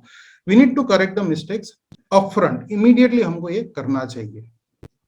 Another very interesting angle in kaizen is कि काइजन में हम लोग पैसा खर्चा करने की बात नहीं करते। हम जनरली ये बोलते कि कुछ युक्ति करके, कुछ ट्रिक करके, बिना पैसा खर्चा किए या कम से कम पैसा खर्चा किए हमको एक बड़ा सा इंप्रूवमेंट हमको लाना है। एंड उसमें every problem has an opportunity hidden below it. Okay, the 5 why principle is a very very well known principle. सबको जानते हैं कि अगर किसी भी एक इश्यू को हम 5 बार वाई पूछेंगे तो will get to the root cause. Another important thing is ideas सबसे लो। हम जब काइजन कराते थे तो केमिकल प्लांट के अंदर अकाउंटेंट भी जाता था, मार्केटिंग का बंदा भी जाता था, एचआर का बंदा भी जाता था। मोस्ट ऑफ द टाइम ऐसा होता है कि जो आइडियाज है वो नॉन काइंड ऑफ, जैसे केमिकल प्लांट का प्रोसेस है तो वहां पे आइडिया केमिस्ट के थ्रू नहीं आता है, वो एचआर वाले कोई बता देता है या कोई अकाउंटेंट बताएगा कि ये ऐसा क्यों हो रहा है। It is a very simple principal कि जो लोग वहां काम करते हैं they got so much used to it that they cannot see the differences, and vice versa is also true. In my HR processes many people from the line functions have suggested कि नहीं इसको इस तरह से नहीं कोई अलग तरीके से कर सकते हैं, and of course there is no end to improvements. Just to prevail on this aspect of human resources, बहुत सारे systems are available, just to implement the 10 commandments and to make sure that every idea, जैसे वो 7 waste है उसको reduce करने के लिए finally we need people with the right mindset, people with the right drive, और उसको करने के लिए बहुत सारे tools and techniques are available. Kaizen is one of them. Suggestion schemes है, quality circles है. Quality circles are nothing but a small group of people. Every day they spend some time in improving the working conditions in a particular area, improving the way they operate, improving the way the machine operates, and like that. कई बार लोग ये vision और mission की जो बात चलती है, लोग कहते हैं ना ये तो बहुत हाई फाई या बड़ी कंपनी की बात है। No, it's not that. भले लोग कहे या ना कहे, हर एक एंटरप्रेन्योर का एक विजन भी होता है और एक मिशन भी होता है। Vision is something which is, which you want to see the way, which you want to, see in the near future. Let's say 5 साल के बाद मेरी कंपनी कैसे दिखनी चाहिए, that is the vision. Mission is, जैसे मैं इन कंपनी से बिलोंग करता हूँ तो मैं कई बार पूछता हूँ अपने लोगों से कि which kind of, हम लोग किस तरह के बिजनेस में है। तो कुछ लोग बोलते हैं इंक बनाने के बिजनेस में है, कुछ लोग बोलते हैं प्रॉफिट करने के बिजनेस में है। बट सही मायने में देखा जाए तो we are in the business of product differentiation, कि हमारी इंक की वजह से ही एक प्रोडक्ट और दूसरे प्रोडक्ट में फर्क नजर आता है। तो हमको उस एंगल से सोचना है कि how best can we make that happen. For example, while the radio has come back, but there was a time when nobody used radios. Okay, तो किसी ने सोचना चाहिए कि ये कौन सा business, it's not a business where we manufacture radio, it's an entertainment industry. Now the entertainment is available in a different form which is more attractive, and hence people are shifting towards it. But at the same time, the radio has refurbished, renovated itself and come back into our cars in terms of, constantly, most of the time we use all the FM channels. Another important thing is, for any improvement to happen, we should know where we are. So somebody, has said that if you don't know how to measure, you will never improve. अगर आपको नापना नहीं आता तो improvement भी अशक्य है। अगर आपको लग रहा है कि हाँ आप इम्प्रूवमेंट कर सकते हो तो फिर कुछ ना कुछ तो आपने मेजर कर ही लिया होगा। तो I just showed on the screen some kind of किस तरह से हम लोग ह्यूमन रिसोर्स का मैट्रिक्स बना सकते हैं, जिसकी वजह से basically my set of people, the quality of people that I have in my company should be at least better than the one which are in my competitors. There's a very nice story that ये सब काफी लोग को मालूम, फिर भी I'll just repeat it, कि 2 लोग जंगल में जाते हैं और सडनली उनको शेर की दहाड़ सुनाई देती है, तो दोनों में से एक जूते पहनने लगता है। तो अगला पूछता है कि क्या तुम शेर से ज्यादा फास्ट भाग पाओगे? तो बंदा बोलता है कि नहीं, मुझे शेर से ज्यादा फास्ट नहीं दौड़ना है, मुझे आपसे ज्यादा फास्ट दौड़ना है। So the whole world of competition is about that. I need to be better than my best. In fact, I need to outclass my competition. That's the direction in which I need to think. At Huber, I'll just like to just reflect on किस तरह से हमने लोगों को involve किया और जिस project को हमने समर्पण का नाम दिया था, तो हर व्यक्ति को हमने जा के बताया था कि ये प्रोजेक्ट क्या है, यानी एक्सेलेंस कहाँ कहाँ आनी चाहिए। तो पद्धतियां हैं, व्यवस्था है, उसमें एक्सेलेंस आनी चाहिए, मशीन्स में एक्सेलेंस आनी चाहिए, मटेरियल में एक्सेलेंस, लोगों में भी एक्सेलेंस आनी चाहिए, क्योंकि my work is my signature actually. और ये मैसेज जब हम जाके पर्सनली जाके स्मॉल ग्रुप्स में जब 1-to-1 बात करते हैं, which include all the contract workman, ऐसा नहीं भाई कॉन्ट्रैक्ट वर्कमैन आते जाते रहने, 2 दिन भी आया होगा तो हम जाके ये बताएंगे, उसकी वजह से उनकी जो कंपनी के साथ की जो कनेक्टिविटी है वो बढ़ जाती है। उसका एक सिंपल सा एग्जांपल मैं आपको दूंगा कि जब ये प्रोजेक्ट बहुत ही फुल फ्लेजेड हमने चलाया तो लोगों की अवेयरनेस कहाँ तक चली जाती है, तो वो लोग मुझे बताते सर इधर आइए मैं कुछ दिखाता हूँ, और मुझे कोने में जाके या बताएंगे देखो सर ऊपर ये देखो ये वायर वहां वो क्या है, वो 500 रुपये लटक रहे। See, this is the kind of they know, उनकी नजर ऐसी हो जाती है कि हाँ यार ये तो गलत, फालतू में वायर लगा करके उसको निकाल के even if it sell it will recover some money out of it. Many a times in the plants हमने कहीं पाइपलाइन लगा के रखी है, फिर निकालने का खर्चा आएगा करके हम लोग वो निकालते नहीं है, और जब पेंटिंग का काम देते तो वो भी पेंट हो जाती है, which is of no use. हर एक व्यक्ति प्लांट के अंदर या कोई भी प्रोडक्शन फैसिलिटी या ऑफिस फैसिलिटी में कैसे योगदान दे सकता है। पहले तो मोस्ट इंपॉर्टेंटली वेस्ट कम करना, and that is why I said that Nirav and I are not only, we are actually in the business of reducing the national waste. छोटा छोटा भी हर जगह पे करेंगे तो this is going to be a big kind of a effect on the nation. अविरुद्धता बढ़ाकर, see it's like this, for example I'll give an example of the human body. अगर pressure कम ज्यादा होता रहता होगा तो क्या doctor will say this is not right state of yourself. Okay, so जितना प्रोडक्शन का स्ट्रीमलाइन हो, if it is going in a sine wave form, smooth हो, द एफिशिएंसी बहुत इंप्रूव हो जाती है उसमें।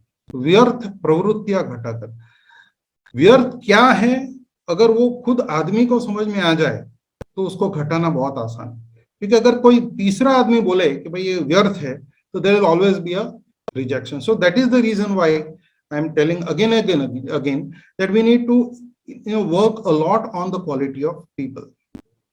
फिर सुधार लक्ष्य सुझाव, जो आदमी जिस एरिया में काम कार्य करता रहता हो उसी को ज्यादा मालूम होता है कि यहाँ पे क्या सुधार लाए ताकि उसकी तकलीफें कम हो जाए।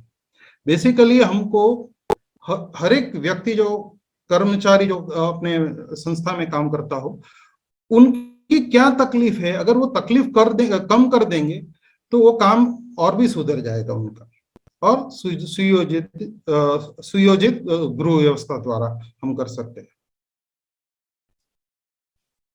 जैसे नीरव ने कहा कि एक्टिविटी में 2 चीज है, वैल्यू एडिंग है और नॉन वैल्यू एडिंग है, और एक्सपेंडिचर में 2 चीज होता है, कॉस्ट और वेस्ट।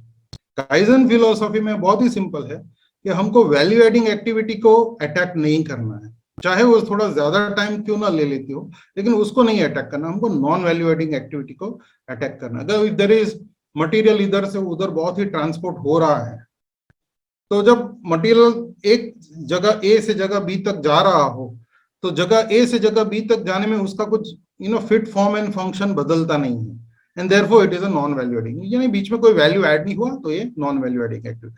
प्लांट में से अगर कोई सैंपल लेके कहीं पे लैब में टेस्ट करने जा रहा है तो वो जाने का टाइम जो होगा 10 मिनट 5 मिनट जो भी हो, that is a non value adding activity.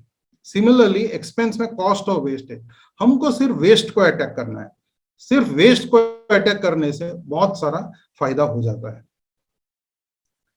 अभी मैं कुछ सक्सेस स्टोरीज कहूंगा। I think we have just 14 minutes, right? So जो जो कंपनी में जिसमें मैंने काम किया है उसमें थोड़ी सी वो थोड़े टीजर्स जैसे होंगे, but you can always approach me. I'll leave my email ID after my talk. You can always approach me to know more about these. एक सिंपल सा ग्राफ देखें, I am calling it a funny raw material story. इसमें जो blue है वो closing balance है, yellow है वो इश्यू है। नो इश्यू आप देखेंगे कि 10,000 से नीचे ही है किलोज, ओके, बट रिसीव देखेंगे you will see many spikes. आपको जान के ताज्जुब होगी कि इस प्रोडक्ट को हमने बहुत ही सिंपल सा सॉल्यूशन दिया है कि हमको ये स्पाइक्स नहीं चाहिए, हम रेगुलरली हर हफ्ते में थोड़ा थोड़ा थोड़ा थोड़ा मंगाते रहेंगे, क्योंकि रोज का कंजम्पशन तो कुछ 3-4 टन था, तो हर हफ्ते में 10 ton मंगाओ।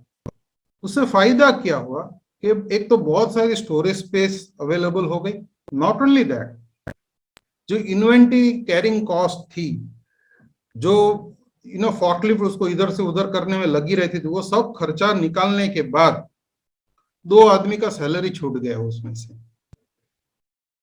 Late me share a few more. यहाँ पे एक एग्जांपल है कि there are some wooden boxes, paper boxes that were being used. उसको रीयूज करने से ही दिमाग लगे, हाँ इसको यूज कर सकते with some modification, you can see the savings that could be arrived at 31 lakhs. Another interesting thing कि जो स्टोर रूम्स में रैक्स होते हैं, तो कई बार होता है कि भाई इतना रॉ मटेरियल है कि भाई स्टोरेज स्पेस कम पड़ रहा है। तो जब बहुत ही ठीक बहुत ही डिलीजेंटली हमने जब ऑब्जर्व किया, तो लगा कि थोड़ा रैक का एडजस्टमेंट, द स्पेस एडजस्टमेंट करने से ही we avoided buying racks which costed some 5.5 lakhs. Not only that, कुछ उसके वजह से जो नया कंस्ट्रक्शन करना था वो 9 लाख का वो बच गया। The basic principle is you should not store air in any cupboard or any rack.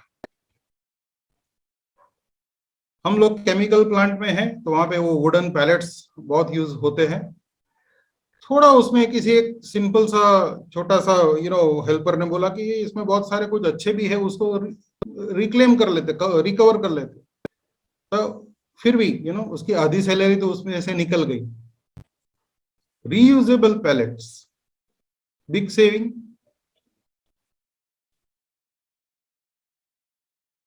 हमारे यहाँ वो नीडर मशीन होते हैं, यानी मिक्सिंग मशीन, उसमें से कुछ स्पिल होता रहता था। एक सिंपल सा प्लेट साइड में लगा दिया, स्पिलेज बंद हो गया, उसकी वजह से मटेरियल लॉस्ट होता था, उसकी वजह से करीब करीब 30,000 पर मंथ का सेविंग आ गया।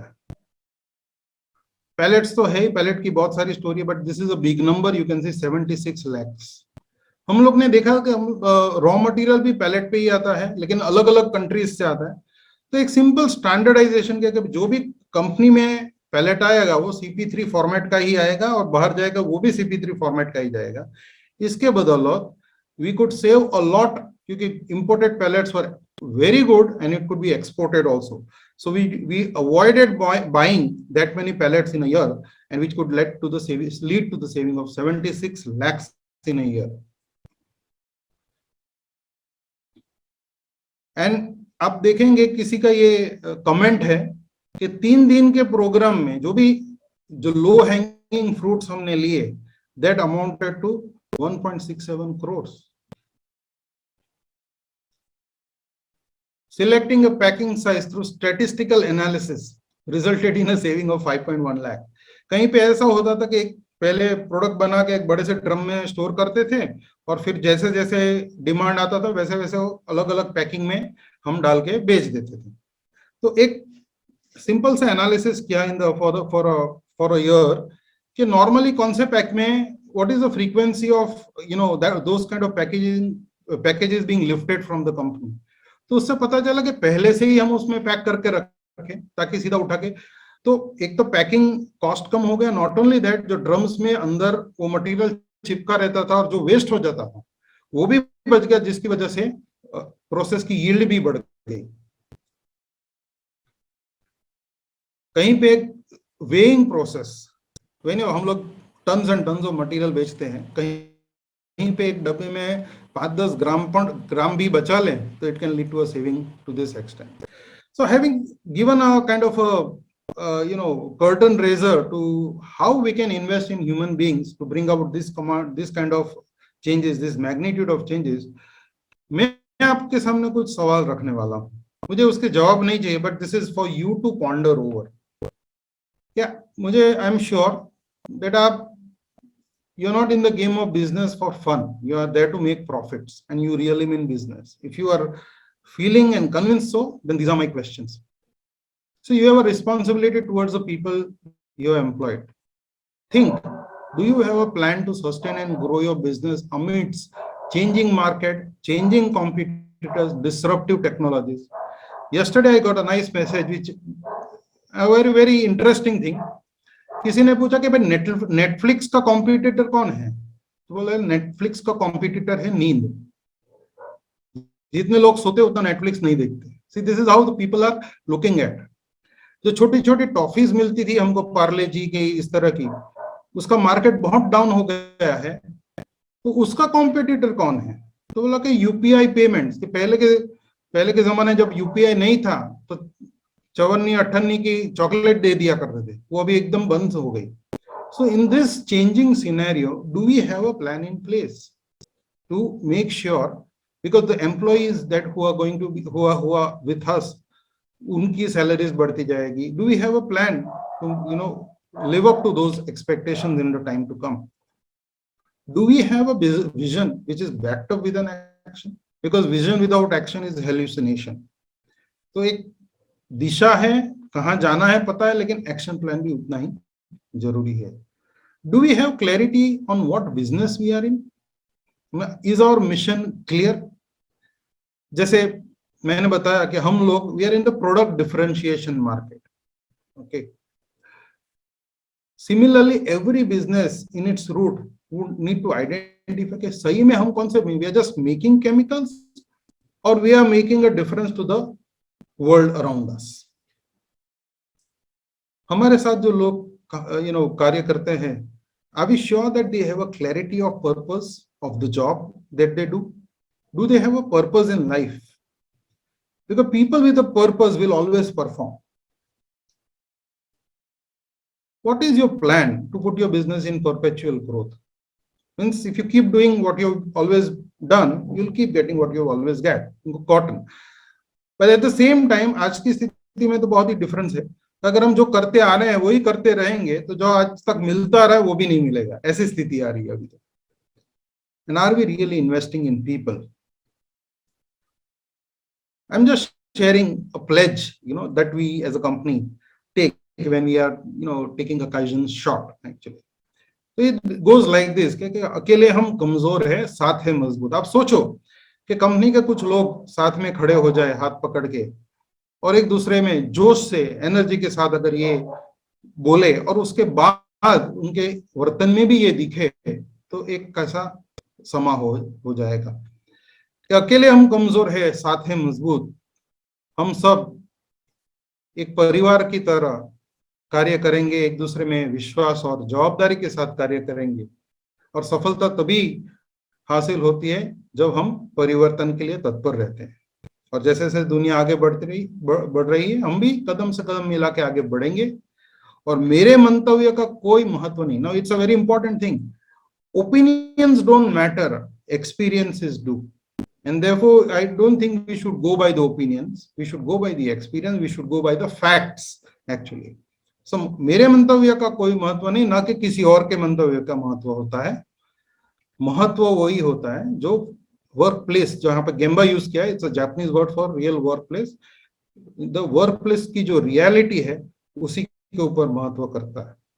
And we will change it. हम लोग इसे बदलेंगे टीम वर्क के द्वारा. इस तरह का हम प्लेज लेके अगर आप देखेंगे कि लोगों को जोड़ सकते हैं तो एक संस्था में एक नई क्रांति ला सकती है. Basically the principle is this, even at the organization level and at the personal level. Organization भी wasteful and non value adding activities निकाल के एक अच्छी छवि बनानी है और हर एक व्यक्ति में भी ये कार्य हमें करना है. Nirav, thank you. I think I summarized in a very short time. Over to you, Nirav. Thank you, Anirudh. It's a great experience and learning sessions from all of us. Thanks, Anirudh, for sharing these wonderful things. I hope that we are able to showcase the things with respect to work out in a very particular way. I'm sure that this is a very learning sessions, and I'm sure that the rest of the participants have benefited on this part.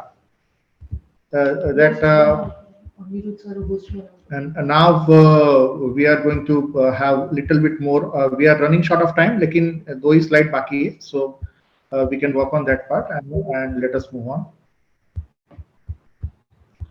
I'm just screening on my window and let's see. Fine.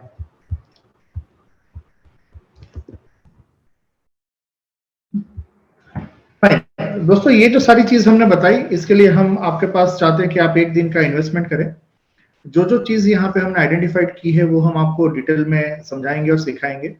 Lean manufacturing के 31 tools हैं जो एक दिन में हम आपके साथ सिखाएंगे. एक पूरा सेशन आपके साथ रहेगा जो हम करना चाहते हैं 18th ऑफ दिसंबर, और इसके साथ हम इम्प्लीमेंट भी करेंगे. आपको इम्प्लीमेंटेशन गाइड मिलेगी, 65 प्लस डॉक्यूमेंट मिलेंगे, एक दिन का डिटेल लर्निंग सेशंस मिलेगा जिसकी वजह से आप अपनी ऑर्गेनाइजेशंस को हाईली प्रोडक्टिव कर पाएंगे. इसका जो लिंक है वो हम आपको मेल पे शेयर करेंगे, और अगर आपने हमारा ग्रुप ज्वाइन किया है व्हाट्सएप का तो वहां पे भी शेयर करेंगे. नॉर्मल इसकी प्राइस 30,000 रुपीज रहती है, जो हम आज अगर आप करते हैं for next 24 hours, this will have a cost of 5,000 rupees, and on next Sunday we will have one detail implementation sessions. ये चीज करने के साथ साथ आप अपनी ऑर्गेनाइजेशंस में एक सिस्टम डेवलप कर पाएंगे, डीबॉटलनेकिंग एनालिसिस कर पाएंगे, जो हमने वेस्ट आज समझाए हैं उसको आप आइडेंटिफाई कर पाएंगे और इसको इंप्रूव भी कर पाएंगे. So gear up yourself with respect to that. मैं आशा रखता हूं कि मैं और अनिरुद्ध जी आपकी ऑर्गेनाइजेशंस में कुछ जो भी आपने टाइम इन्वेस्ट किया है उसके लिए वैल्यू एडिशंस कर पाएंगे. Thank you to all of you for sparing your valuable time. Anirudh ji, thank you so much for being on this show and contributing to the nations as well as helping the industries to implement certain practices. मुझे कुछ एक चीज बहुत अच्छी लगी आपके slide से जो मैंने मेरी ग्रुप में पर्सनली शेयर की है, and I leave the sessions by saying that there is always scope of improvement with respect to the value and the waste. आप क्या improve करते हैं वो आपके ऊपर डिपेंड रहेगा. You have so many excuses for not doing it, but you don't need a reasons to do it. तो आप excuses देना बंद कर दीजिएगा, कहीं से आप इंप्रूवमेंट करना चालू कीजिएगा. मेरी यूट्यूब चैनल है, अगर आप कहीं पे यूट्यूब चैनल पे नहीं गए हैं तो जरूर से जाइए. लिंक्डइन पे 25,000 फॉलोअर्स हैं, अनिरुद्ध जी के करीबन 13,000 फॉलोअर्स हैं. हम दोनों को फॉलो कीजिए. भी on and off share lot of things for the wellbeing of the industries. आशा रखता हूं कि आज का जो सेशंस रहा वो आपके लिए वैल्यू एडिशंस वाला रहेगा और आप इससे इंप्रूवमेंट कर पाएंगे. धन्यवाद. Thank you very much. Thank you.